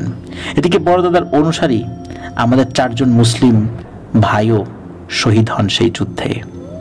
বড় দাদা তাদের কাছে যান, প্রত্যেকের মাথায় হাত বুলিয়ে দেন তিনি, চুমু খান সবার কপালে। সেদিন আমি দেখেছিলাম রব্বুল আলামিনের সৃষ্টি করা একজন শক্তিশালী মাখলুকাতের চোখে অশ্রুধারা। উপস্থিত সকল মুসলিম জিন ভাইদের চোখে অশ্রু। আমি নিজেও নিজেকে ধরে রাখতে পারিনি। শহীদদের পাঠিয়ে দিয়ে বড় দাদা আমাকে নিয়ে আবার ভেতরে আসলেন। কিছুক্ষণ চুপচাপ থেকে বলতে শুরু করলেন, আবু সুফিয়ান, তোমার কাজ প্রায় শেষ, বাকিটা কাল আমার এক বন্ধু আসবেন, এইখানে উনি করবেন, তুমি তার সাথে থেকো। কাফরিয়ান ফারজানা নামের মেয়েটির শরীরে আশ্রয় নিয়েছে। ভালোভাবে অনেক সময় নিয়ে খোঁজ নেওয়ার পরে আমি আসল ঘটনা জানতে পেরেছি। তোমার মামা মরহুম সুলাইমান শেখ যে কাজটি করতে গিয়ে আহত হয়ে ফেরেন, সেই কাজ করার সময় তিনি কাফরিয়ানের ছেলেকে হত্যা করতে সক্ষম হন এবং তার ছেলের সাথে থাকা কাফরিয়ানের আদলে তৈরি কালো পাথরের একটি মূর্তি তিনি সাথে নিয়ে যান রফিক সাহেবের বাসায়। 2 দিন পরে তোমার মামা ভুল তথ্যের ভিত্তিতে আবার বের হয়ে যান কাজ শেষ করতে এবং ভেলাত কাফরিয়ানের শিকারে পরিণত হন। রফিকের বাসা থেকে বের হওয়ার আগে সেই মূর্তিটি রফিকের কাছে আমানত হিসাবে রেখে আসেন, কিন্তু নতুন বাড়িতে ওঠার সময় তিনি সেটি হারিয়ে ফেলেন, যা পরবর্তীতে আহাদ খুঁজে পায় এবং আবেগের বশবর্তী হয়ে ফারজানাকে সেটি আবার উপহার দেয়, যেহেতু আহাদ ফারজানাকে পছন্দ করত। এরপর থেকে ফারজানা অসুস্থ হতে থাকে। ভেলাত চেয়েছে ফারজানার আপন কাউকে সে বাঁচিয়ে রাখবে না, একজন একজন করে স্বীকার করবে। এই জন্য সে তার অনুসারীদেরকে নিয়ে ফারজানার পরিবারের মাঝে বিভীষিকার মতো প্রবেশ করে। আলহামদুলিল্লাহ, সব ভালোভাবেই রব্বি কারিমের দয়ায় শেষ হচ্ছে। তোমার পরিবারের হেফাজতের দায়িত্ব এই রেহমান তার দলবল নিয়ে আছে, চিন্তা করো না তাদের নিয়ে। কাফরিয়ানকে জীবিত অবস্থায় ধরা খুবই জরুরি, অনেক হিসাব আছে তার সাথে আমাদের। কিন্তু তোমাকে একটা কথা বলে দেই, সেদিন তোমাকে কাফরিয়ানের যে পুটুলিটা পাঠিয়েছিল সেটা হাত দিয়ে ধরা উচিত হয়নি তোমার, খারাপ রকমের জাদু করা ছিল তাতে। তুমি আমার জন্য অপেক্ষা না করে নিজেই এটি ধরে ফেলেছ, কাজটি নিজেই করে ফেলেছ। সারা জীবন তোমাকে ভোগাবে এই জাদু, যেটা আমাদের সকল ক্ষমতার বাইরে। আল্লাহ তাআলা এবং আমার রসুলের তরিকা মতো চলার চেষ্টা করবে, ইনশাল্লাহ এগুলো হয়তো অনেকখানি কমে যাবে, এই জাদুর প্রভাব কমে যাবে, তবে একেবারে কিন্তু যাবে না, সারাটা জীবন তোমাকে এটা ভোগ করতে হবে। চলো এখন শুকরিয়া নামাজ আদায় করি একসাথে। কথা বলে থামলেন বড় দাদা। এরপর আমরা একসাথে সালাত আদায় করার পর উনি বিদায় নিয়ে চলে যান। সেদিন ফজরের নামাজের পরে আমি আস্তে আস্তে ফারজানের বাড়ির উদ্দেশ্যে হাঁটতে থাকি। মসজিদে সালাতের সময় অনেকে আমাকে জিজ্ঞেস করলেন রাতে কি হয়েছিল, কারণ তারা সবাই সেই হুঙ্কার, চিৎকার, কান্না, আর্তনাদ শুনতে পান। আমি শুধু তাদের বলি আল্লাহ তাআলার রহমত বর্ষিত হয়েছে, আর কিছু না। ফারজানাদের বাড়িতে এসে দেখি সবাই ফারজানাকে বেঁধে ঘিরে রেখেছে। মিরাজ ভাই জানালো মধ্যরাতের পর থেকে হঠাৎ সে পাগলামি শুরু করে, চিৎকার করছে আর বলছে তাকে ছেড়ে দিতে, সে নিরাপদে গিয়ে ফারজানাকে ছেড়ে দেবে। শুনে আমি একটু হাসলাম আর বললাম, ভয় নেই ভাই, আপনারা খেয়াল রাখেন সেজন্য কোথাও যেতে না পারে, আল্লাহর সাহায্য আসছে। আমার কথা মতো ফারজানাকে প্রায় সারাদিন বেঁধে রাখা হলো। কাফরিয়ান বের হতে পারছিল না, কারণ বাইরে বড় দাদার অনুসারী এবং অন্যান্য সর্দারদের অনুসারী হাজার হাজার জিন ভয়ানক সমস্ত অস্ত্র নিয়ে অপেক্ষা করছিল যে সে বাইরে বের হবে আর তার জীবন শেষ হয়ে যাবে। মাগরিবের সালাতের পর একজন বয়স্ক হুজুর আসেন ফারজানার বাড়িতে, তার সাথে আরো 4 জন এসেছেন। আমি তাকে একবার দেখে চিনতে পেরেছি, উনি দক্ষিণবঙ্গের বিখ্যাত আলেম হাফেজ শাহ হুজুর। উনি বাড়িতে ঢুকেই আমাকে কাছে ডাকলেন। আমি কাছে এসে সালাম বিনিময় করলাম ওনার সাথে। উনি বললেন, বাবা সুফিয়ান, আমি তোমার কথা শুনেছি, রব্বুল আলামিনের কাছে দোয়া করে তিনি যেন তোমাকে শেফা দান করেন। এরপর আরো কিছুক্ষণ কথার পরে উনি উঠোনে এসে কিছু ময়দা পরে ছিটিয়ে দিলেন, তারপর ফারজানাকে নিয়ে আসতে বললেন। ওনার সাথে আসা 4 জন 4 কোণায় দাঁড়িয়ে পড়লেন। মাঝখানে ফারজানাকে বসিয়ে শুরু করলেন রুকিয়া। ওই 4 জন হুজুর চারদিক থেকে ফারজানার শরীরে পানি ছিটাচ্ছিলেন। আমি লক্ষ্য করছিলাম হাফেজ হুজুরের রুকিয়া পদ্ধতি, উনি এমন সব আমল করছেন যা আমি জানতাম না। অল্প কিছুক্ষণ পরে সকলের চোখের সামনে ফারজানার মুখ দিয়ে কালো ধোঁয়া বের হতে থাকে। ধোঁয়াটা বের হয়ে উপরের দিকে উঠতে থাকলো। সবাই ফারজানার দিকে তাকিয়েছিলেন, আমি দেখছিলাম ধোঁয়াটা কোথায় যায়। অল্প একটু উপরে ওঠার পরে দেখলাম বাড়ির বাইরের এক নারকেল গাছ থেকে 4-5টি আলো খুব দ্রুত এসে ধোঁয়ার কুণ্ডলিটাকে নিয়ে শূন্যে মিলিয়ে গেল। এদিকে ফারজানা অনবরত বমি করছে, কিন্তু তার বমির সাথে বের হচ্ছে নখ, চুল, কালো সুতা দিয়ে মোড়ানো এক টুকরো লাল কাপড়, এবং শেষে বের হয়ে এলো ছোট্ট কালো পাথরের একটি মূর্তি। হাফেজ শাহ হুজুর মূর্তিটি নিয়ে চলে যান। যাওয়ার সময় আমাকে বলেন, বাবা, রব্বুল আলামিনের পথে চলতে হলে অনেক বাধা আসে, সেই বাধা কাটিয়ে যদি অল্প কিছু সময়ও কেউ বাঁচে, আমি মনে করি সেটাই তার জন্য অনেক বেশি। ভালো থেকো। পরের ঘটনা অনেক সংক্ষিপ্ত। ফারজানা আস্তে আস্তে সুস্থ হয়ে ওঠে, তার পরিবারেও আর কোনো সমস্যা হয়নি। সমস্যা যা হয়েছিল আমার, সে এক অন্য ঘটনা, ইনশাল্লাহ বেঁচে থাকলে কোনো একদিন বলবো। প্রিয় লিসেনার্স, কেমন লাগলো ঘটনাটি? কাফরিয়ানকে কিন্তু ধরে নেওয়া হলো, তার সাথে কি হিসাব নিকাশ হয়েছিল সেটা আমরা এখনো জানতে পারিনি। অবশ্যই তার পরিণতি কি হয়েছিল আপনারা বুঝতে পারছেন। অসংখ্য জিনকে নির্বিচারে, বিভিন্ন ধর্মের জিনকে তার নিজের প্রয়োজন মতো বলি দিয়েছে। ঠিক যেমন কিছু নরপিশাচরা মানুষকে বলি দেয়, ঠিক ভেলাত কাফরিয়ান জিনদেরকেও বলি দিয়েছে, মানুষদেরকেও তার কাজ চরিতার্থ করার জন্য ব্যবহার করেছে, হত্যা করেছে। এই কারণে জিন সম্প্রদায়ও তাকে খুঁজছিল, আর এরা সবাই ছিল শয়তানের অনুসারী। উল্টো ত্রিভুজ এটি কিন্তু জাদুবিদ্যার একটি চিহ্ন। অনেক সময় মানুষরাও এটা ব্যবহার করে, আপনারা দেখবেন যে ইলুমিনাতিতে এটাও ব্যবহৃত হয়। প্রিয় লিসেনার্স, দীর্ঘ একটি ঘটনা ছিল, আসলে দীর্ঘ। আমার বলা ভেলাত কাফরিয়ানের ঘটনাটিও আমার মনে হচ্ছে যে এখন পর্যন্ত যতগুলো বড় ঘটনা বলেছি, দিলু মিয়ার ঘটনা, তারপরে অতল পানির বিভীষিকা, এসবগুলো থেকে এই ঘটনাটি বড়ই বলতে হবে আমার কাছে মনে হচ্ছে আর কি। প্রিয় লিসেনার্স, আজকে বিদায় নিতে চাচ্ছি। আশা করছি ঘটনাটি আপনাদের সকলের কাছে ভালো লেগেছে। তবে একটি কথা আমার বলতেই হবে, সেটি হলো যে মহান আল্লাহ সুবহানাহু ওয়া তাআলা, তার প্রতি অগাধ বিশ্বাস যে যেই ধর্মেরই হোক না কেন, সৃষ্টিকর্তার প্রতি অগাধ বিশ্বাসই পারে এই ধরনের খারাপ জিনিসগুলো থেকে আমাদেরকে হেফাজত করতে। আর সবসময় সতর্ক থাকতে হবে, সতর্ক থাকতে হবে আমাদেরকে। হুটহাট করে কোনো মানুষকে আমরা অনেক সময় বিশ্বাস করে ফেলি। বিশ্বাস করাটা খারাপ কিছু নয়, কিন্তু তিনি যদি কোনো সন্দেহজনক ব্যক্তি হন তাহলে তার দেওয়া অনেক কিছুই কিন্তু আর খাওয়া যাবে না। এটাও কিন্তু প্রিয় লিসেনার্স আমরা মাথায় রাখবো। আর এই যে এই ঘটনা পড়লাম, এর মধ্যে কিন্তু অনেকগুলো শিক্ষণীয় ব্যাপার রয়েছে। আপনারা পুরো ঘটনা শুনলে শিক্ষণীয় ব্যাপারগুলো ধরতে পারবেন। আমার কাছে এই ঘটনার মধ্যে বেশ কয়েকটি জায়গা খুব কষ্টদায়ক মনে হয়েছে। বিশেষ করে একটি বার্তাবাহক জিন, সে যখন এই কাফরিয়ানদের হাতে বন্দী হয়ে গেল, নিষ্ঠুরভাবে তাকে হত্যা করা হলো। এরপরে আরও জিন, কাফরিয়ানের অনুগত সেই আলখেল্লা পরা পিশাচগুলোর সাথে যুদ্ধ করতে গিয়ে বেশ কিছু জিন শহীদ হলেন। মানুষের উপকারের জন্য এরকম জিন অসংখ্য হয়তোবা পৃথিবীর বিভিন্ন প্রান্তে মারা যাচ্ছেন। তাদের খোঁজ খবর মানুষ আমরা কেউ জানি না, জানার হয়তোবা প্রয়োজনও বোধ করি না। আমরা শুধু মানুষের খবরগুলোই জানি, আর তাদের খবরগুলো জানার কথাও নয় আমাদের, সেটা আমাদের পক্ষে সম্ভব নয়। তবে এতটুকু তো সম্ভব, আমরা যখন সমগ্র বিশ্ববাসীর জন্য দোয়া করি, সেই সাথে আমরা বলবো যে পৃথিবীর সকল জিন এবং ইনসান উভয়ের জন্য দোয়া করব। এতটুকু তো আমাদের সাধ্যের মধ্যে আছে, তাই না? এতটুকু ইনশাল্লাহ আমরা করার চেষ্টা করব। প্রিয় লিসেনার্স, ইনশাল্লাহ আগামীকাল সৌমিত্র রয়ের পাঠানো একটি দীর্ঘ ঘটনা, দ্য লর্ড অফ ডার্কনেস, এটি নিয়ে রাত 10:59 হাজির হচ্ছি।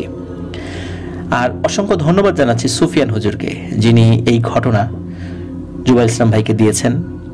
আর জুবাইর ইসলাম ভাইকেও আরও বেশি বেশি ধন্যবাদ জানাচ্ছি। তিনি এত বড় একটি ঘটনা উনি লিখে পাঠিয়েছেন দীর্ঘ সময় নিয়ে। আসলে অনেক সময় লেগেছে এত বড় একটি ঘটনা ওনার লিখতে। আর এটা লিখতে গিয়ে উনি কিন্তু বেশ কয়েকবার সমস্যা হয়ে পড়েছিলেন। যেমন উনি প্রথমবার লেখা শেষ করার পর, অর্ধেকেরও বেশি লেখা শেষ করার পর ওনার মেইল স্প্যামের আক্রমণে ক্র্যাশ করে। পরবর্তীতে মেইলটা আবার রিওপেন করে দেখেন ওখানে কোনো মেইল নেই। তারপরে বেশ কয়েকবার মুসিবতের মধ্যে পড়েছেন। শেষ দিকে এসে ঘটনাটি পুরোপুরি শেষ করতে পেরেছেন। আর এই ঘটনাটি লেখার সময় ওনার স্ত্রী একটি ঘটনা বলেছে, যেটি কিন্তু আমরা ঠিক এই 71 নং এপিসোডের প্রথম ঘটনায় আমরা বলেছি একটি স্কুলের ঘটনা। মূলত এই ঘটনাটি লেখার সময় ওনার স্ত্রী এই ঘটনাটি ওনাকে বলেছিলেন। প্রিয় লিসেনার্স, আজকে বিদায় নিচ্ছি। আমার জন্য দোয়া করবেন, আমার পরিবারের জন্য দোয়া করবেন, আপনাদের জন্য দোয়া রইল, আপনাদের পরিবারের সকলের জন্য দোয়া রইল। মহান আল্লাহ সুবহানাহু ওয়া তাআলা আমাদেরকে ভালো রাখুন, সুস্থ রাখুন, নিরাপদে রাখুন, আপনাদের হর ওয়ার্ল্ডের সাথে রাখুন। আসসালামু আলাইকুম। প্রিয় লিসেনার্স, আসসালামু আলাইকুম। ফ্রাইডে স্পেশাল এপিসোডে সকলকে স্বাগত জানাচ্ছি। আশা করি সবাই